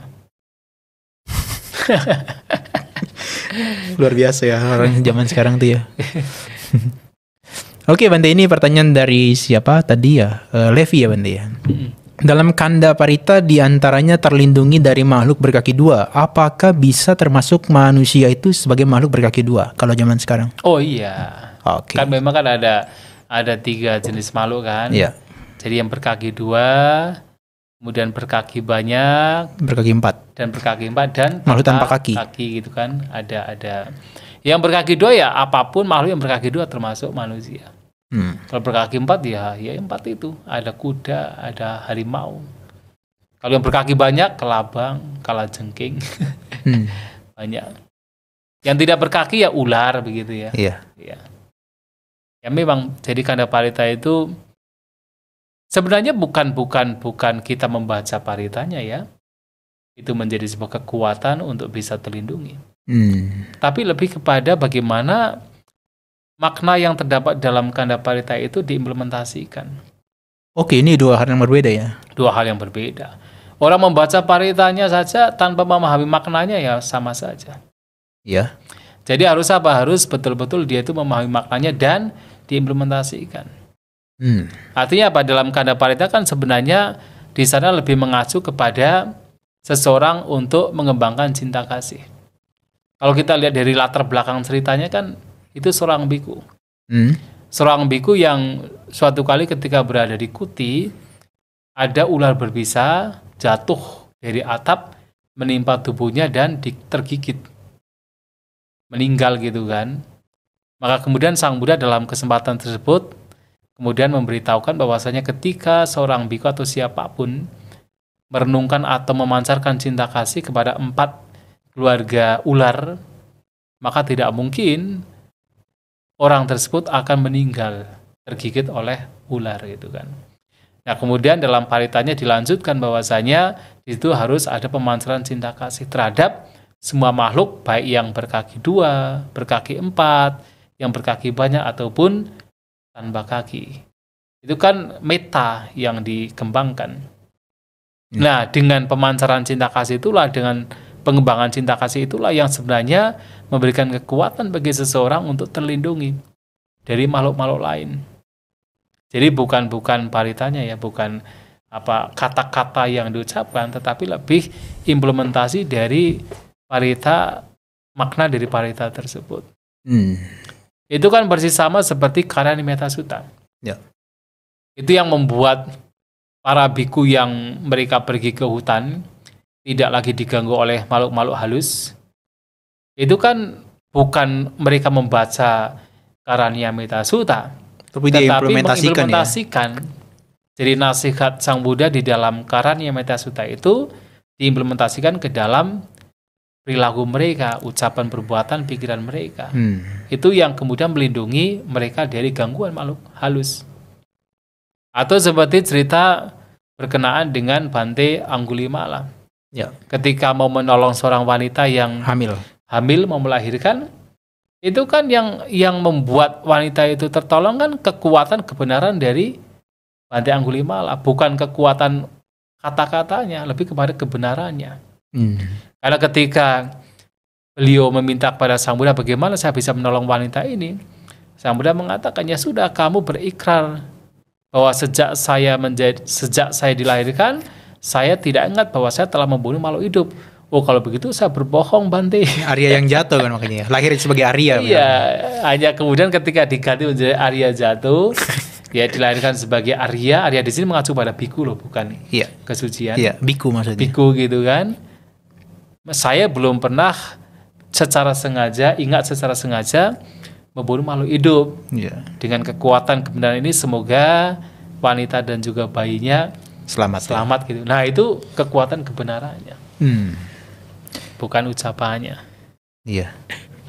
Berarti tapi ada satu hal yang mungkin kini masih di luar nalar saya ya. Mungkin Bante bisa jelaskan dari sisi filosofis Buddhisnya. Itu Bante pernah tahu cerita tentang Jataka yang dia tinggal dengan orang tuanya yang kedua-duanya buta. Iya. Yang di hutan. Sama Jataka. Ya, sama Jataka itu kan dia kan orang yang bertanggung jawab kan untuk membuat keluarga tetap hidup kan. Iya. Suatu ketika kan dia kan dipanah dan mati kan. Betul. Belum mati sebetulnya. Kayak mungkin kondisi koma gitu kan. Tapi ketika itu ada seorang dewa yang malah justru menolong dengan kekuatan sacakata itu loh. Kekuatan kata-kata kebenarannya. Itu gimana bisa membuat itu jadi bisa masuk akal? Kok orang yang sudah mati dengan sacakata aja dia bisa hidup lagi? Ya, dia kan belum mati kan? Oke, berarti belum mati ya? Belum mati kan? Koma gitu maksudnya ya? Masih hidup, cuman sakit gitu kan? Tapi kan terpana beracun. Gak masuk akal kalau dibilang gak mati. Ya itu, ya dalam sebuah kehidupan kan ada sesuatu yang kadang-kadang tidak bisa dilogikakan gitu kan. Ada kekuatan-kekuatan tertentu yang secara logika tidak bisa terpikirkan. Dan itu ada. Ya kalau dalam konteks Buddhis ya banyak. Jadi seperti misalnya tidak hanya cerita itu ya, yaitu dengan kekuatan kebenaran, kemudian dia boleh dikatakan sembuh dari sakitnya gitu kan. Berarti recovery lah ya mau namanya ya. Ya. Recovery gitu ya. Menjadi pulih lagi lah. Recovery gitu kan. Oke. Bahkan misalnya kan sesuatu yang seperti tidak masuk akal kan. Iya. Tetapi itu memungkinkan. Jangankan yang itu adalah kekuatan dari sebuah kebajikan atau sebuah hal yang baik. Ya kalau kita boleh menyampaikan, bahkan orang yang menggunakan, ya boleh kalau kita bilang misalnya amulet gitu kan, walaupun amulet itu bukan, kalau secara Buddhis apalagi kita sebagai biku ya, itu bukan sesuatu yang dianjurkan karena masih ada hal lain yang lebih mulia dari itu kan. Tetapi tidak bisa kita pungkiri juga bahwa ada beberapa amulet yang membuat orang bisa kebal loh. Kan gak masuk akal juga kan? Gak masuk akal. Gak masuk akal juga, tapi itu ada, gak bisa dilogikakan. Sebelum ada yang tanya amulet, mendingan kita skip ya Bante ke yang lain.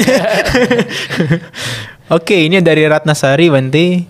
Nama budaya Bante mau bertanya, apakah pikiran-pikiran buruk yang tiba-tiba muncul begitu saja bisa menimbulkan karma wipaka, atau apakah pikiran yang tiba-tiba buruk itulah karma wipaka? Terima kasih. Oh, saya paham maksudnya. Jadi apakah dia sebagai trigger atau dia sebagai sebetulnya adalah hasil gitu loh Bante? Ya, kalau itu sudah menjadi sebuah pikiran, itu sudah karma. Oke. Kalau buah itu kan lebih kepada sebenarnya perasaan. Ya kan? Ya. Ya itu bentuk batiniah, termasuk kesadaran juga. Tapi lebih kepada perasaan.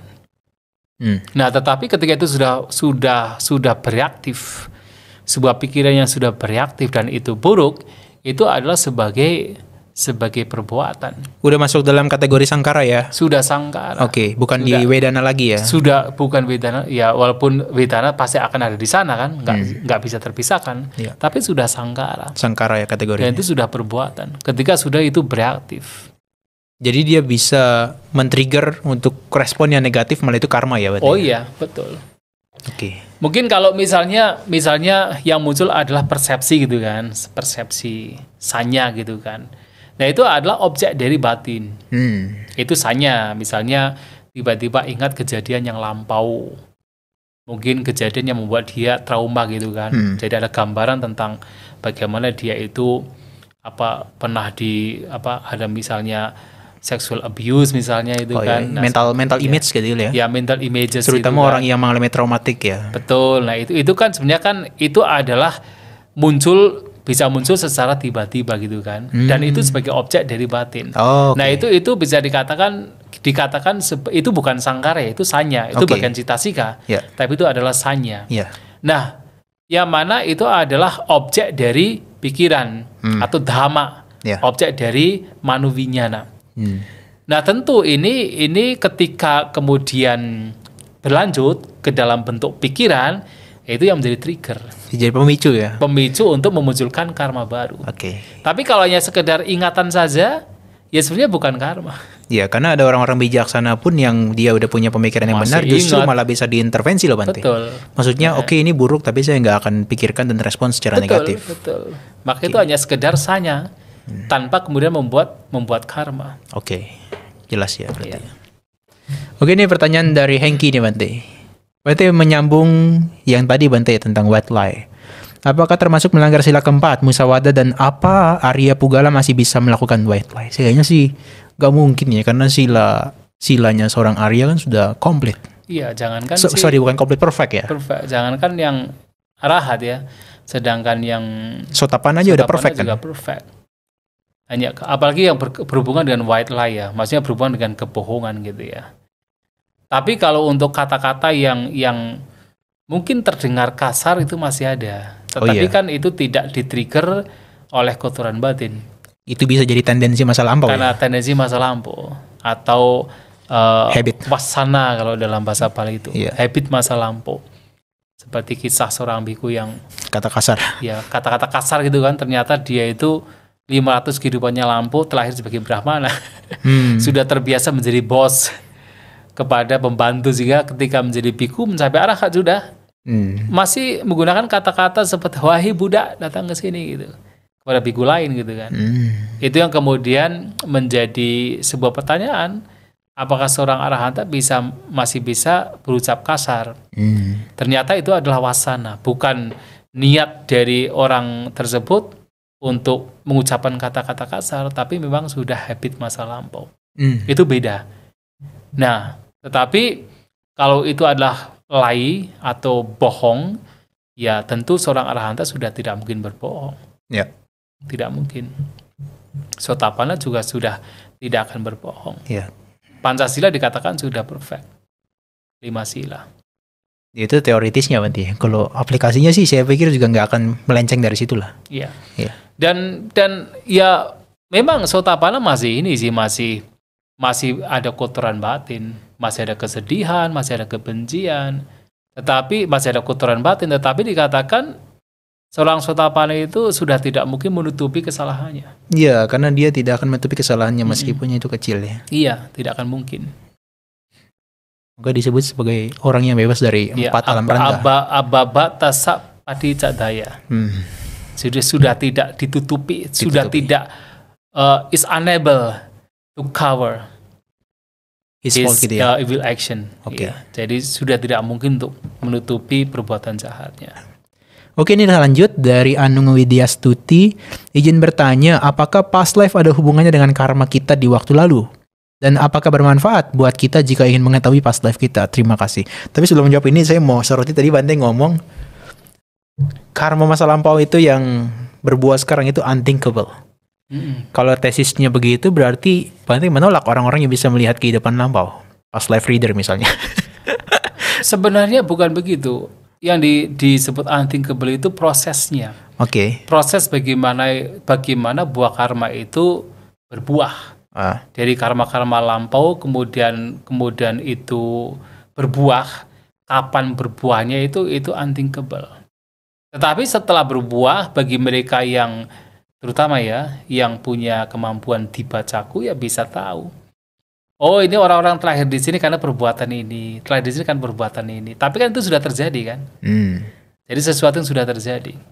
Tapi ketika kita berpikir bahwa karma kita itu dengan perbuatan ini nanti seminggu lagi saya mendapatkan buah ini, itu nggak bisa, itu unthinkable.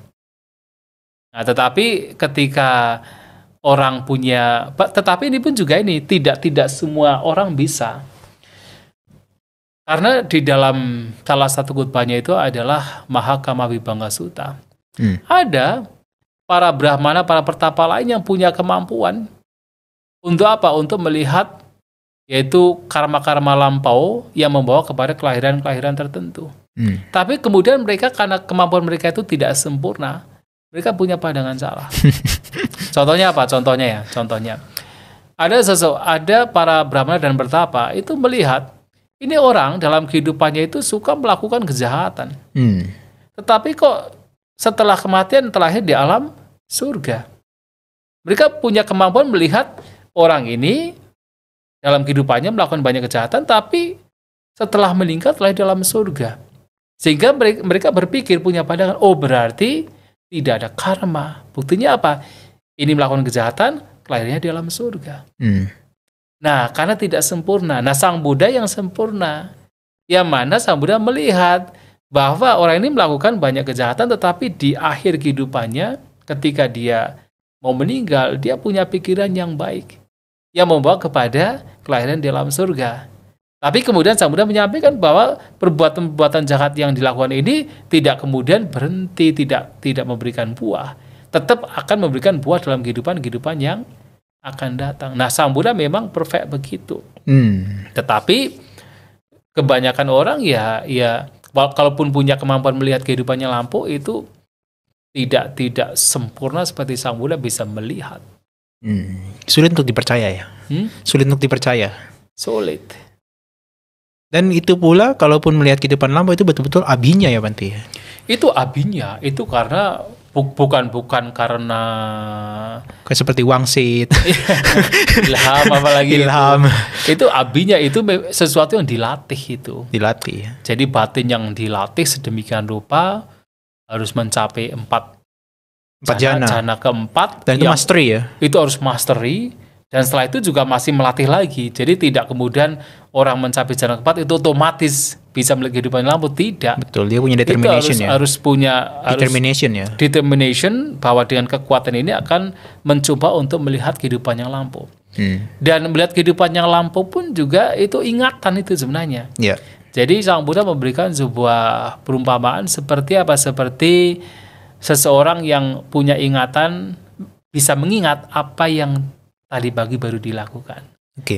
Kan kita ingatkan tadi pagi kita mandi, kita makan. Meskipun nggak spesifik ya? Nggak spesifik kita ingat kan? Nah, kekuatan ingatan itulah yang kemudian sampai diseret ke belakang. Di tracking ya? Iya, tracking back ya to the past life itu. Nah, itu ingatan sebenarnya. Nah, berkenaan dengan dibacaku itu, yang mata dewa itu juga dilatih juga. Dan Sang Buddha memberikan sebuah perumpamaan. Jadi yaitu seperti melihat ada orang dari rumah ini keluar dari pintu ini masuk ke pintu rumah lain gitu kan. Jadi lihat begini gitu kan. Jadi sebab-sebabnya apa? Mungkin kalau kita boleh mengatakan, ini ada orang lagi masak di rumah ini kemudian membawa masakan. Kemudian pergi ke rumah lain gitu kan, membawa masakan ya seperti itu. Jadi kemampuan untuk melihat hukum karma. Tapi itu juga secara garis besar. Terus ada nggak manfaatnya lihat itu? Tentu ketika betul-betul dikembangkan melalui abinya, banyak manfaatnya. Untuk? Jadi begini, coba kalau kita perhatikan. Sang Buddha ini mencapai kebudaan tepat di bulan Purnama, bulan Waisak. Dan sebelum mencapai kebudaan, beliau itu memiliki 2 pengetahuan. Pubeniwasa dan Satinyana ya. Betul. Lihat kehidupannya. Jadi di jaga malam pertama kan beliau mengembangkan batinnya untuk melihat kehidupan yang lampau. Hmm. Jadi itu penting sekali. Tetapi ini tidak berhenti di situ. Waktu itu bodhisattva melihat kehidupan yang lampau saja, tapi tidak tahu sebabnya itu apa. Kenapa ada banyak kelahiran? Oh, dia hanya ini Bante, semacam retrieve gitu ya, mengingat kembali aja saja, tetapi tidak menganalisis tahu, ya. Tidak tahu sebabnya kenapa kok dirinya dilahirkan di berbagai kelahiran, dan itu penderitaan. Itu penderitaan. Oke. Jadi paling tidak ketika melihat kehidupannya lampau, betul-betul ya melihat kehidupannya lampau, itu sebenarnya seseorang akan melihat penderitaan. Karena seperti tidak ada endingnya kan. Iya. Kadang terlahir di alam neraka, alam Brahma, alam binatang, tiba-tiba alam surga, tiba-tiba bisa juga jatuh ke alam neraka. Kan menderita sekali kan. Nah, kemudian Sang Buddha, waktu itu bodhisattva ya, di jaga malam kedua mengarahkan untuk melihat sebabnya apa. Di bacaku itu ya. Di bacaku itu, kenapa ada berbagai macam kelahiran, diketahui, karena perbuatan. Tapi ini belum ending. Ternyata ini harus dihentikan, di karma ini. Karma harus dihentikan. Diketahui bahwa karma ini sebenarnya muncul karena apa? Karena kotoran batin. Ya. Harus dihentikan karena kilesa. Nah, pada jaga malam ketiga itulah kemudian itu menghentikan kehidupan, menghentikan kelahiran kembali, dengan kata lain menghentikan karma juga. Karmanya ya.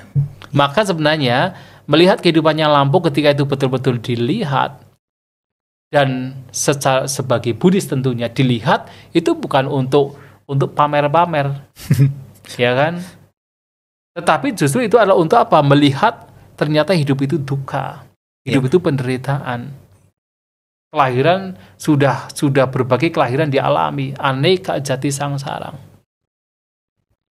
Hanya ya itu kan? Orientasi dan tujuannya ya. Tujuannya itu untuk memahami hidup itu adalah penderitaan. Penderitaan. Oke. Nah, ternyata melihat pula bahwasanya ternyata kehidupan yang lampau tidak hanya dirinya tapi juga makhluk lain itu disebabkan karena karma, karena perbuatan. Jadi lihat internal dan eksternal gitu ya? Ya tentu, tentu begitu. Oke Bante, ini ada 66 orang yang gabung bersama kita. Kita lanjut pertanyaan ya Bante ya? Iya. Oke, ini dari Palembang nih, Fiona.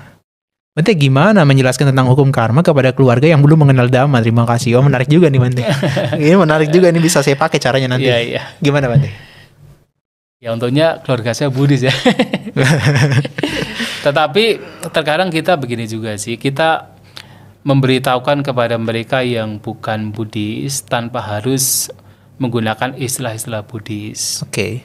Istilah karma misalnya punarbawa, tumimba lahir, tidak harus demikian. Setidaknya kita bisa memberitahukan tentang bahwasanya perbuatan kita itu mempengaruhi kehidupan kita. Artinya kalau kita tidak memberitahukan mereka tentang adanya kehidupan yang akan datang, paling tidak adalah kita bisa memberikan contoh kehidupan sekarang. Bahwasanya orang bisa menjadi kaya ketika dia mau berusaha. Itu kan karma kan? Dia mau berusaha, dia mau tekun, dia mau belajar, dia mau terdidik, teredukasi, dia mau berbisnis. Nah itu kan karma sebenarnya, itu karma perbuatan. Hanya dengan cara-cara demikian, maka kebahagiaan seperti kekayaan itu bisa diperoleh. Nah, itu yang harus diberitahukan. Dan juga berkenaan dengan kebajikan-kebajikan lain, ya kita bisa memberitahukan bahwasanya ketika kita melakukan berbagai macam kebajikan, menjaga perilaku kita, ucapan kita, perbuatan jasmani kita, menjaga pikiran kita, tanpa kemudian kita harus menggunakan istilah karma atau istilah misalnya punarbawa atau istilah-istilah Buddhis lainnya, kita bisa memberitahukan bahwa inilah yang membawa kepada kebahagiaan. Hanya dengan menjaga perilaku kita, perbuatan kita, ucapan kita, jasmani kita, pikiran kita. Tapi kalau kita tidak menjaga ucapan kita bisa memberikan contoh bahwa orang yang suka berucap kasar pasti dibenci, dikucilkan oleh yang lain. Iya. Bahwa orang yang suka marah-marah pasti dikucilkan, Bahkan orang yang suka marah-marah sudah kelihatan buruknya. Bahasanya buruk maksudnya. Iya. Itu kan sebab akibat atau hukum sebab akibat yang bisa terlihat sekarang, tidak harus menunggu yang akan datang. Berarti berikan contoh yang konkret gitu Bante ya. Konkret yang bisa terlihat, yang seseorang itu bisa melihat secara kasat mata. Itu tidak harus menunjukkannya dengan istilah-istilah yang kalau punya keyakinan yang lain kan bisa anti gitu kan, sebelum menerima kebenarannya sudah menutupi dirinya untuk membuka diri. Tapi memang membongkar ini Bante ya, dari pengalaman saya yang saya perhatikan, kalau membongkar pemahamannya semacam ini, itu kan dia terpentok oleh dua hal ya Bante sebetulnya. Satu, tentang adanya creator itu, sang pencipta itu. Yang kedua adalah dia terpentok dengan next life itu bukan saya lagi gitu loh. Maksudnya nggak ada kehidupan akan datang gitu loh maksudnya. Jadi mereka berpikir ya udah hidup tuh hanya saat ini aja. Untuk masa akan datang, ada pun nggak ada saya nggak peduli. Karena terpentok dua hal itu, maka ketika ngomong karma aja superficial aja gitu loh. Ya karma saya tahu ya udah baik ya saya akan bahagia, buruk saya akan menderita. Tapi sebenarnya ketika bicara creator gitu kan, selama kemudiannya diajarkan adalah kebaikan, kemudian punya keyakinan bahwa creator inilah yang kemudian nanti akan memberikan reward and punishment sesuai dengan perbuatannya. Kalau seseorang melakukan perbuatan baik, itu akan mendapatkan reward di alam surga. Seseorang melakukan perbuatan jahat akan mendapatkan punishment di alam menderita. Itu masih baik. Sebagai tahap awal nggak apa-apa ya? Iya, tahap awal nggak apa-apa, itu masih baik. Masih baiknya adalah orang akan terkendali. Karena secara naluriah, setiap orang pasti ingin hidup bahagia. Dan ketika ada ajaran, walaupun itu based on the creator, dan ajarannya adalah kebajikan membawa kepada kebahagiaan, atau mendapatkan reward dari sang creator, dan kejahatan membawa kepada penderitaan atau punishment dari sang creator, itu masih baik. Itu menjadi pengendali. Itu masih oke. Yang justru berbahaya adalah ketika seseorang itu berpikiran bahwa hidup hanya sekali loh. Itu lebih berbahaya. Ini mulai jadi ini ya. Hedonism. Iya. Hedonisme. Karena Ucedewata itu ya. Ucedewata itu bahaya. Ya, nggak ada lagi tuh akan datang. Iya, karena orang kalau sudah berpikir, apalagi keyakinan demikian itu kokoh sekali, bahwa hidup hanya sekali, itu cenderung akan bersenang-senang. Hedon ya. Hedon, cenderung akan sekedar mencari kesenangan indrawi, dan itu berbahaya. Dia bisa melakukan apa saja termasuk kejahatan hanya untuk mendapatkan kesenangan indrawi. Kita lanjut ya Bante ya. Ya. Ini dari Okto Susanto. Wah, nggak dijelaskan nih dari mana nih asalnya. Tapi nggak apa-apa. Misalnya kita menderita dari Indonesia sakit. Pasti. Iya. Namanya sih kayak orang gini ya, orang timur ya, dari Okto itu ya. Saya ingat Oktomania ini jadinya. Misalnya kita menderita sakit, bagaimana caranya membedakan hal tersebut karena karma buruk kita berbuah atau hal tersebut adalah karena alami terjadi? Ya, memang kan sekali lagi bahwa ini juga penting ya untuk semuanya, bahwasanya tidak semua yang kita alami itu harus dari karma ya. Dari karma, tidak harus. Kadang dari temperatur karma itu, ya. Nah, temperatur juga. Karma itu hanya sebagai salah satu cause, salah satu penyebab dari apa yang terjadi pada kita. Dalam Buddhis tidak ada istilah klausa prima. Jadi penyebab tunggal tidak ada. Jadi sesuatu itu disebabkan oleh banyak hal, banyak faktor. Maka karma bukan satu-satunya. Termasuk kenapa seseorang sakit, ya memang ada sakit yang muncul karena buah karma, ada. Nah, ada juga karma yang muncul karena perubahan iklim, utuh. Ya kan, utuh jak rupa gitu kan. Rupa atau fisik yang muncul karena utuh. Ya salah satunya perubahan dari fisik kita, misalnya sakit gitu, itu karena iklim. Metabolisme jadi rusak gitu ya. Metabolisme jadi rusak, itu betul.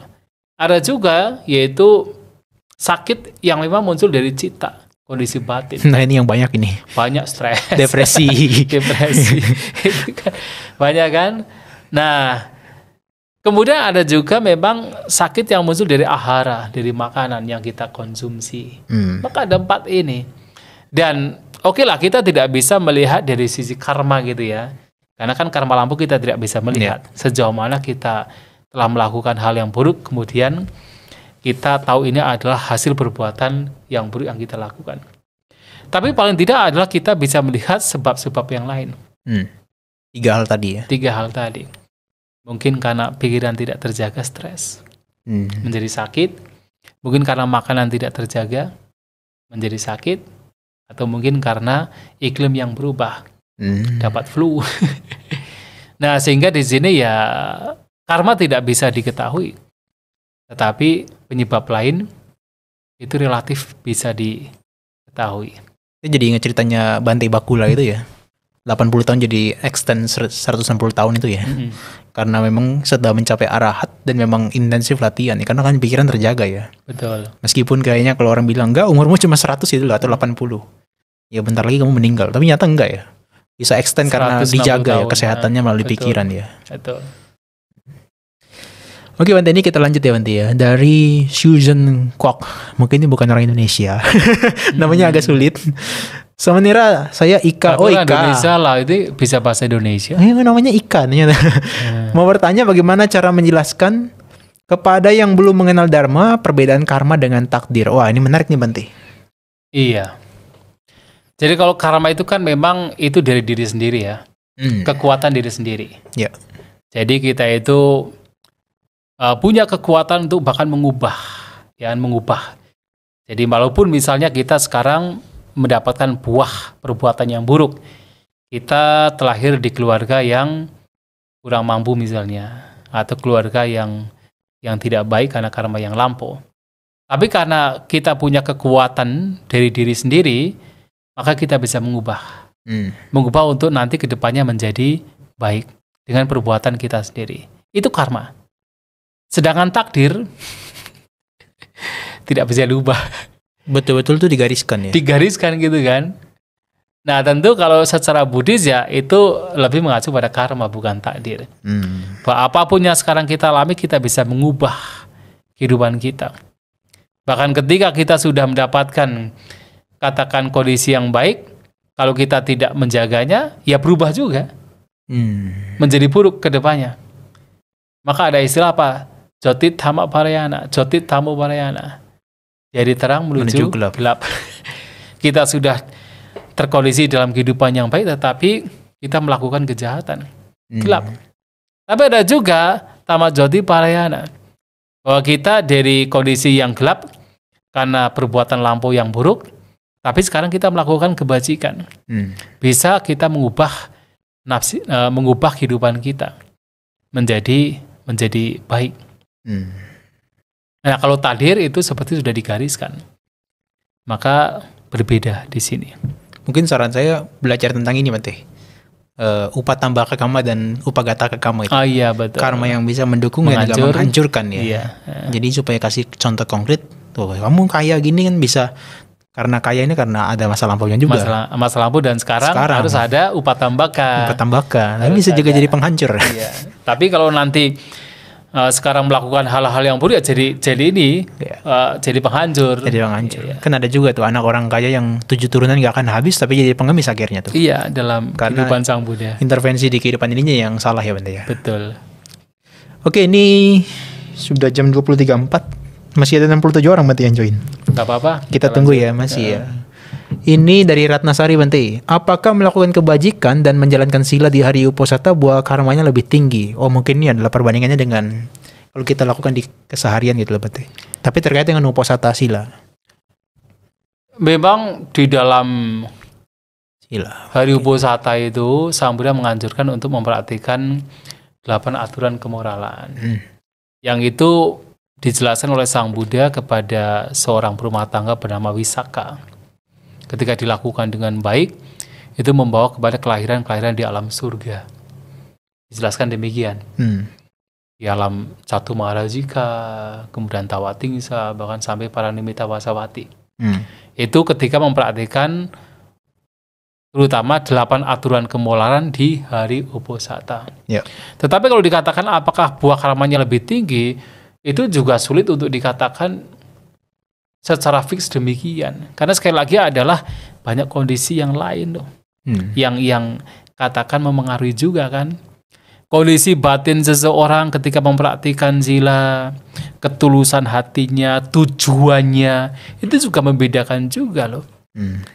Mungkin seseorang mempraktikkan uposatha sila atau 8 sila punya tujuan bukan untuk kesucian.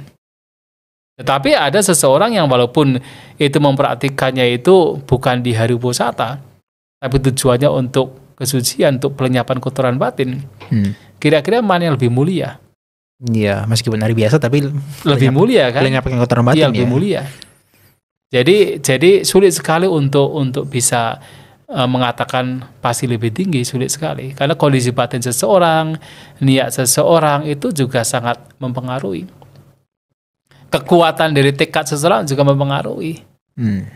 Jadi sulit untuk mengatakan mana lebih tinggi. Tetapi Sang Buddha jelas menyampaikan bahwasanya ya apapun harinya itu baik untuk mempraktikkan sila. Dan uposatha ini kan sebagai sebenarnya pengingat. Karena mau tidak mau kita itu ketika ada hari tertentu yang bisa dijadikan sebagai reminder, itu akan lebih baik. Lebih baiknya adalah apa?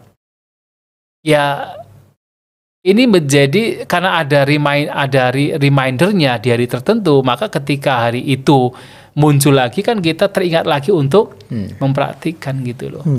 Ya. Ketimbang kemudian tidak ada hari tertentu untuk dijadikan sebagai reminder. Dan biasanya ketika sesuatu yang baik dilakukan di hari-hari tertentu yang kita itu menganggap mungkin sakral atau spesial, niat kita kan menjadi lebih kuat kan. Lebih dorongannya lebih kuat ya. Iya. Dan itu akan lebih baik. Terutama mungkin kayak lingkungan Bante ya. Kalau di beberapa tempat kan kayak di negara Buddhis kan hari uposatha kan itu wajib ya Bante ya. Atas sila atau mereka bahkan ke wihara untuk dengarkan dhamma dan meditasi. Itu kan atmosfernya kan menciptakan vibes yang positif tuh. Jadi mereka terdorong untuk wah ini harus untuk datang gitu kan. Iya. Ya seperti kami para biku juga sama. Setiap uposatha kan mengulang kembali patimokkha. Itu untuk apa? Supaya itu menjadi dorongan yang lebih kuat. Ada yang mengatakan begini, ketika umat itu mempraktikkan 5 sila, kemudian dia itu datang kepada biku, kemudian meminta 5 aturan kemoralan, itu percuma gitu kan. Artinya kan kita sudah praktek 5 sila, kenapa juga harus minta lagi dan lagi gitu kan? Nggak ada gunanya. Tidak, tetap ada gunanya. Kenapa? Bisa menjadi reminder. Bisa menjadi pengingat. Karena walaupun seseorang mempraktikkan 5 sila, tapi kalau tidak ada pengingatnya kan bisa juga lupa kan. Atau perhatiannya bisa juga menjadi kendor. Tapi ketika kemudian datang ke wihara, apakah dia membaca kembali latihan kemoralannya, atau dia meminta tuntunan Pancasila dari para biku, dari biku tertentu, itu menjadi reminder bagi dia untuk kembali mempraktikkan atau kembali untuk menegakkan, memancangkan latihan kemoralan yang memang dia latih. Itu menjadi kekuatan tersendiri. Ya Bante, ini ada 70 yang masih stay. Tapi teman-teman mungkin sebelum kita bisa lanjutkan sampai 2045 lah ya setidaknya.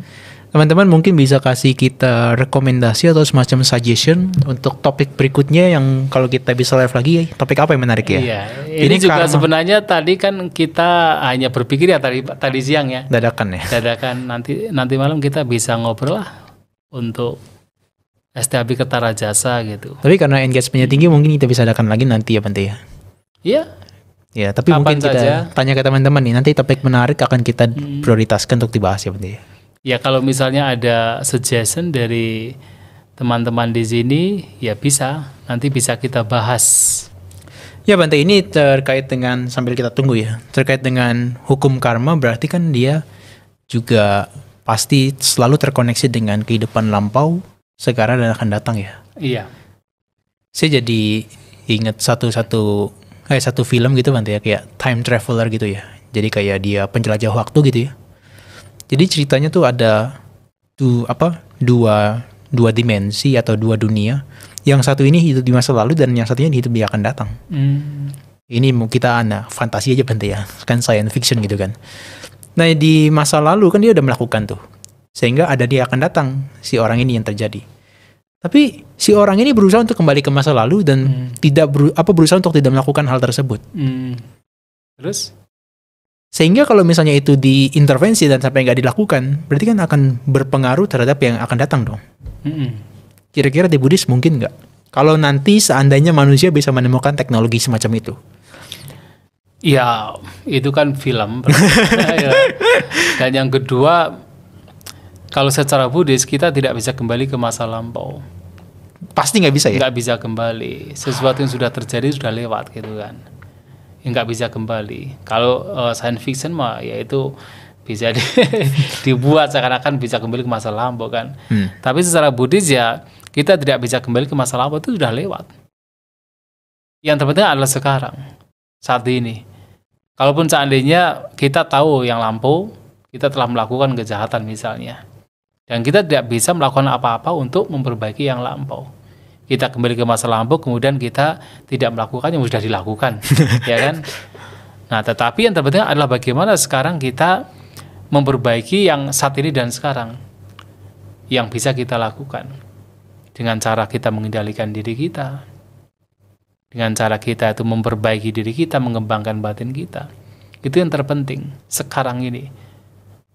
Yang lampau kan sudah kita lewati, dan yang akan datang kita belum tahu.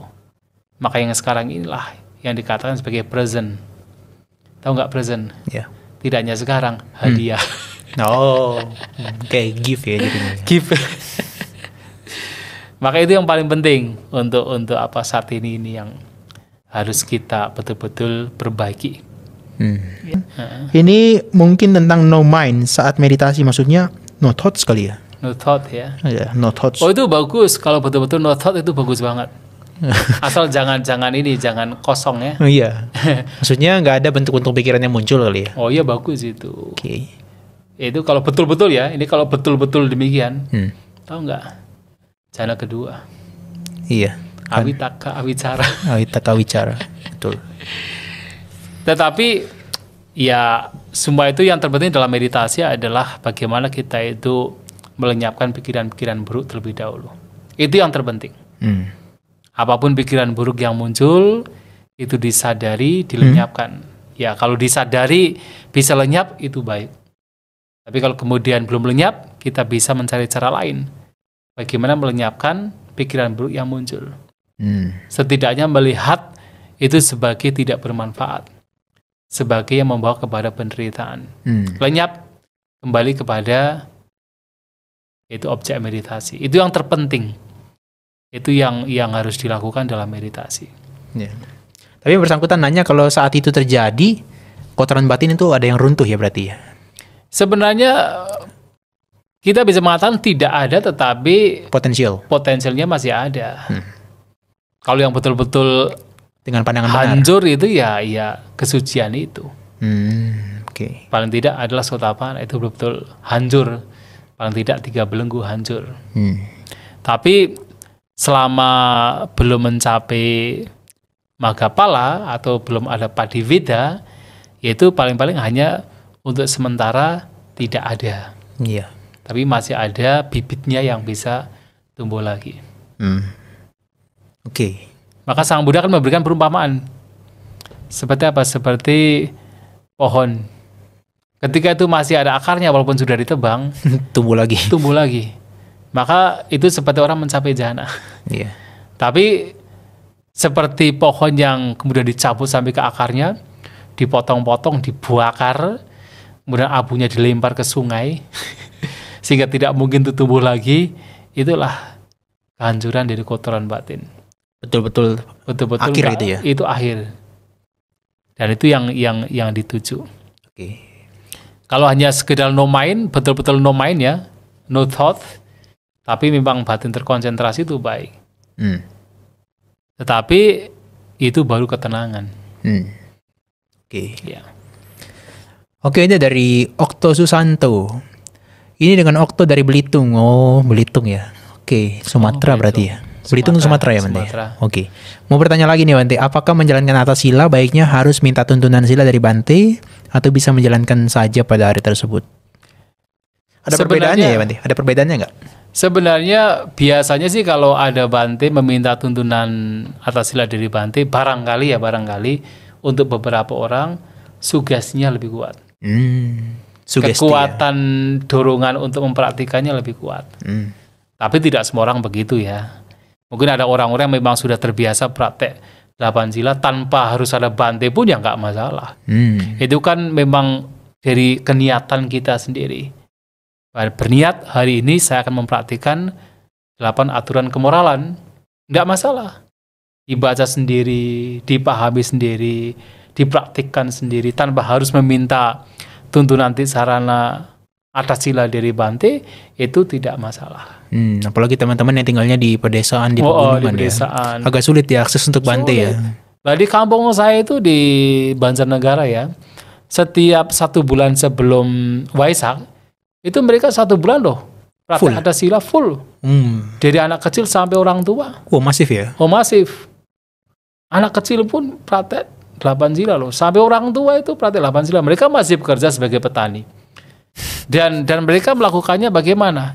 Ya tanpa dibimbing oleh biku, nggak ada biku ke sana. Saja belum pernah pas mereka praktek 8 sila, saya belum pernah pulang untuk memberikan tuntunan atas sila kepada mereka. Mereka praktek sendiri. Ya nggak masalah. Iya. Ini ada yang usul tema makna tentang UPK atau keseimbangan batin dan juga pencapaiannya. Apa tuh Bante kira-kira? Oh bisa. Apa itu kira-kira yang akan dibahas kalau seperti itu? UPK kan berbagai macam. Ada UPK yang itu masih ada kotoran batinnya. Terus? Ya termasuk sebenarnya kan Adu Kama Sukha itu kan UPK. Tapi masih. Ya Adu Kama Sukha Vedana itu UPK.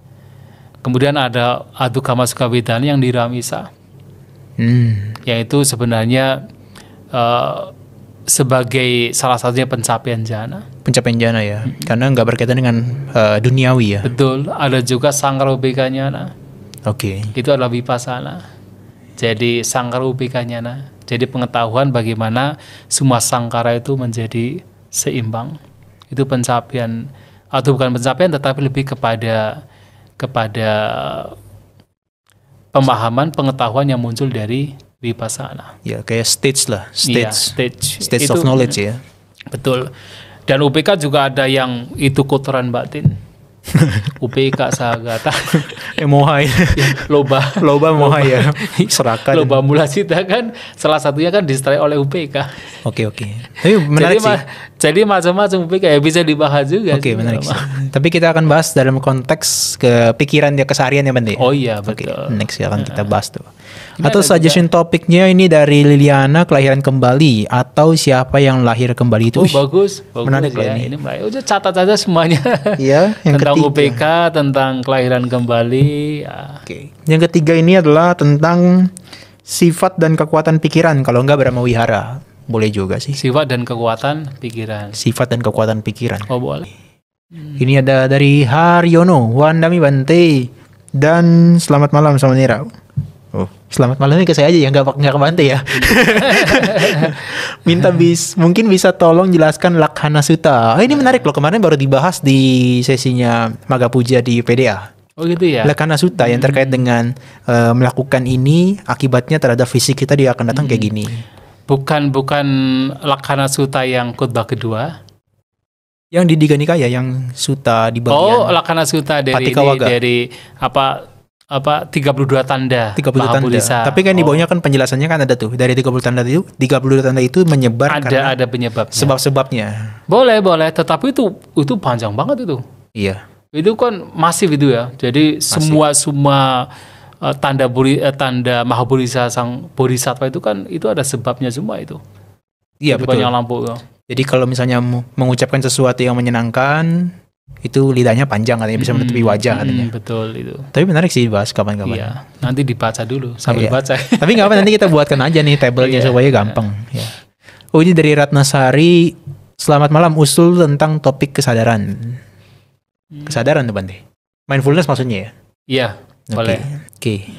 Makasih ya teman-teman atas suggestion topiknya. Ya Bante, saya kira itu kita ada 2052 nih. Tetap masih ada teman-teman yang masih 50 orang menunggu, bersabar. Iya. Oke, saya pikir itulah Bante sesi malam ini. Mungkin Oke, Bante baik. bisa kasih closing statement sebelum saya mau umumkan tentang donasi dan juga kita tutup nanti. Ya, kalau kita bicara karma, terutama untuk umat Buddha sangat penting untuk memahami. Tentu tidak hanya umat Buddha ya, tetapi siapapun ya. Ketika kita belajar tentang karma, kita dianjurkan untuk bagaimana kita hendaknya menjaga perbuatan kita. Ucapan, perbuatan jasmani, dan utamanya adalah pikiran kita. Itu harus kita jaga. Karena sesungguhnya ucapan dan perbuatan jasmani itu muncul dari pikiran kita. Kita bisa berbuat baik atau buruk itu karena pikiran kita. Pikiran yang terjaga membawa kepada ucapan, perbuatan jasmani menjadi baik, karma menjadi baik. Pikiran tidak terjaga juga membawa ucapan dan jasmani menjadi tidak baik, karma menjadi tidak baik. Maka kita harus menjaga pikiran kita sehingga ucapan dan perbuatan juga terjaga.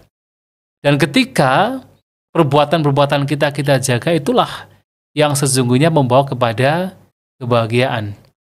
Maka Sang Buddha mengatakan bahwasanya seperti halnya benih yang ditabur, itulah yang akan buah yang akan dipetik. Jadi sang papati bijang tadi sang labhati palang.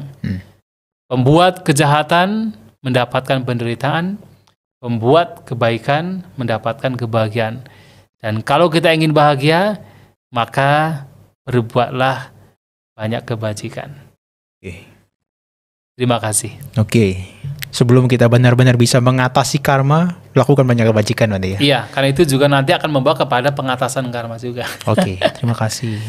Teman-teman, terima kasih ya atas perhatiannya. Dan sebelum saya akhiri sesinya, saya mau menyampaikan nih ke teman-teman supaya teman-teman bisa melakukan kebajikan juga dari sesi malam ini ya, selain mendengarkan Dhamma. Untuk STAB Kertarajasa, Sekolah Tinggi Agama Buddha Kertarajasa, ke rekening BCA, ini 8160 kemudian 333 899. Tolong disertakan kode angkanya 50 ya teman-teman. Dan kemudian bisa dikasih konfirmasinya juga ke official STAB Kertarajasa. Teman-teman, terima kasih juga atas dukungannya bila tergerak hatinya untuk memberikan donasi supaya bisa mendukung keberlanjutan dari STAB Kertarajasa. Oke, mungkin ini yang terakhir Bante ya dari Medula Oblongata, nggak ada maksud untuk tidak dibacakan. Malah Bante, jika seseorang terlahir jadi manusia, jadi biku atau samanera, malahan jadi samanera karakter jahat. Wah, untung saya bacakan, kalau nggak saya dibilang samanera karakter jahat ini. Perilaku jahat, bagaimana menyeimbangkan pengertian wipaka karma baik, karma buruk. Kok bisa Coba, ya? bisa dilihat di sana. Paling atas coba di paling atas coba. Di paling atas sekali ya. Malam Bante, jika seseorang terlahir jadi manusia, jadi biku atau samanera, malahan jadi samanera karakter jahat, perilaku jahat, bagaimanakah menyeimbangkan pengertian wipaka karma baik, karma buruk, kok bisa? Oh, berarti dia mempraktikkan kehidupan samana, tetapi salah jalan. Oh iya, itu yang tadi. Upa pilaka kama itu, yang jadi malah pendegradasi. Iya, jadi begini ya. Penghambat sebenarnya ya, kan menjadi samanera, menjadi pertapa, menjadi biku itu kan sudah ada aturan-aturan kemoralan yang harus dijalani. Selama ia betul-betul mempraktikkan sesuai dengan aturan kemoralannya, pasti menjadi orang baik. Itu pasti kan? Oke. Tetapi ketika dia sudah tidak peduli lagi dengan aturan-aturan kemoralan yang harus dijalani, ya bisa walaupun berjubah tetapi punya karakter yang buruk, dan itu bahaya sekali. Itu bahaya. Maka yang menjadi salah itu bukan dia menjadi biku atau samaneranya, tetapi yang menjadi salah adalah karena dia tidak mempraktikkan aturan kemoralan yang sudah ditetapkan. Maka di sini dia terlahir sebagai manusia, menjadi biku dan samanera, itu tidak harus punya karakter yang buruk, justru harusnya menjadi baik. Tapi karena dia tidak mempraktikkan aturan-aturan kemoralan yang katakan sudah ditentukan, ya bisa menjadi buruk. Atau karena dia tidak kembali kepada tujuan utama menjadi seorang biku atau samanera, itu bisa membawa kepada karakter yang buruk. Contohnya siapa? Biku Dewadatta. Ya kan? Bante Dewadatta ini pada zaman Sang Buddha itu awal menjadi biku sangat baik. Sangat baik, moralnya sangat baik loh. Bahkan dipuji oleh Bante Sariputta. Dan karena kemoralan yang baik, kemudian ia bahkan mempraktikkan meditasi mencapai jhana loh. Dan bahkan memiliki kekuatan gaib. Baik sekali. Tapi kemudian tanpa disadari muncul pikiran yang buruk, ingin menguasai sangga. Bahkan kemudian ingin membunuh Sang Buddha. Nah ini. Jadi artinya bukan karena kehidupan dia sebagai bhikkhu atau samana, tetapi batin yang tidak dijaga. Karena tidak kemudian kembali kepada tujuan utama. Mengapa mempraktekkan kehidupan sebagai bhikkhu ataupun samanera. Sehingga bisa membawa kepada karakter yang buruk. Maka kalau sudah terjadi demikian, ya harus kembali. Harus kembali untuk kepada tujuan, kenapa harus praktek sebagai seorang bhikkhu ataupun samanera. Harus kembali kepada tujuan. Harus kembali untuk mempraktekkan aturan kemoralan yang sudah ditetapkan. Ini untuk menyeimbangkan ya. Jadi artinya ya siapapun bisa, selama bibit dari kejahatan itu masih ada, itu bisa muncul kembali. Artinya karakter yang buruk akan masih bisa muncul. Tetapi kemudian ketika dia sudah menyadari kesalahan yang dia lakukan, ya harus kembali kepada on the right track. Kembali kepada jalan yang benar. Itu yang terpenting, yang harus melenyapkan kotoran batin. Nah kemudian ketika melenyapkan kotoran batin. Nah kemudian ketika kok ternyata sudah terlanjur untuk melakukan hal-hal yang buruk, ya sudah kembali saja. Kembali kepada tujuan utama. Disadari artinya sadar kembali untuk kembali kepada tujuan utama. Praktek Dhamma Vinaya ajaran Buddha dengan lebih intensif. Itu yang terpenting. Maka pernah ada satu perumpamaan yang ada di dalam Dhammapada, bahwa orang yang tadinya melakukan kejahatan kemudian dia sadar dan kembali melakukan kebaikan, itu seperti bulan yang tertutup kabut, tertutup awan, kemudian awan pergi. Bulan yang tadinya tertutup awan, kemudian awannya lenyap. Itu yang terpenting yang harus dilakukan. Oke. Ya, terima kasih Bante, ini katanya. Membacanya sendiri, menjelaskannya dengan baik. Salut. Oke, baik. Ya, salut. Tadi maaf karena tadi tidak ini terbaca. Tiba-tiba langsung nomor 2 atau berapa ya? Oke, teman-teman, itu yang bisa kita bahas pada malam hari ini, khususnya terkait dengan agama Buddha dan juga hukum karma. Di pertemuan berikutnya kita akan bahas topik yang lain. Ya, nantikan terus, terutama di STAB Kertarajasa dalam segmennya Kertarajasa Podcast untuk pembahasan Buddhism in Daily Life India. Terima kasih semuanya. Salam sejahtera dan juga Suki Hontu Namo Buddhaya. Selamat malam semuanya.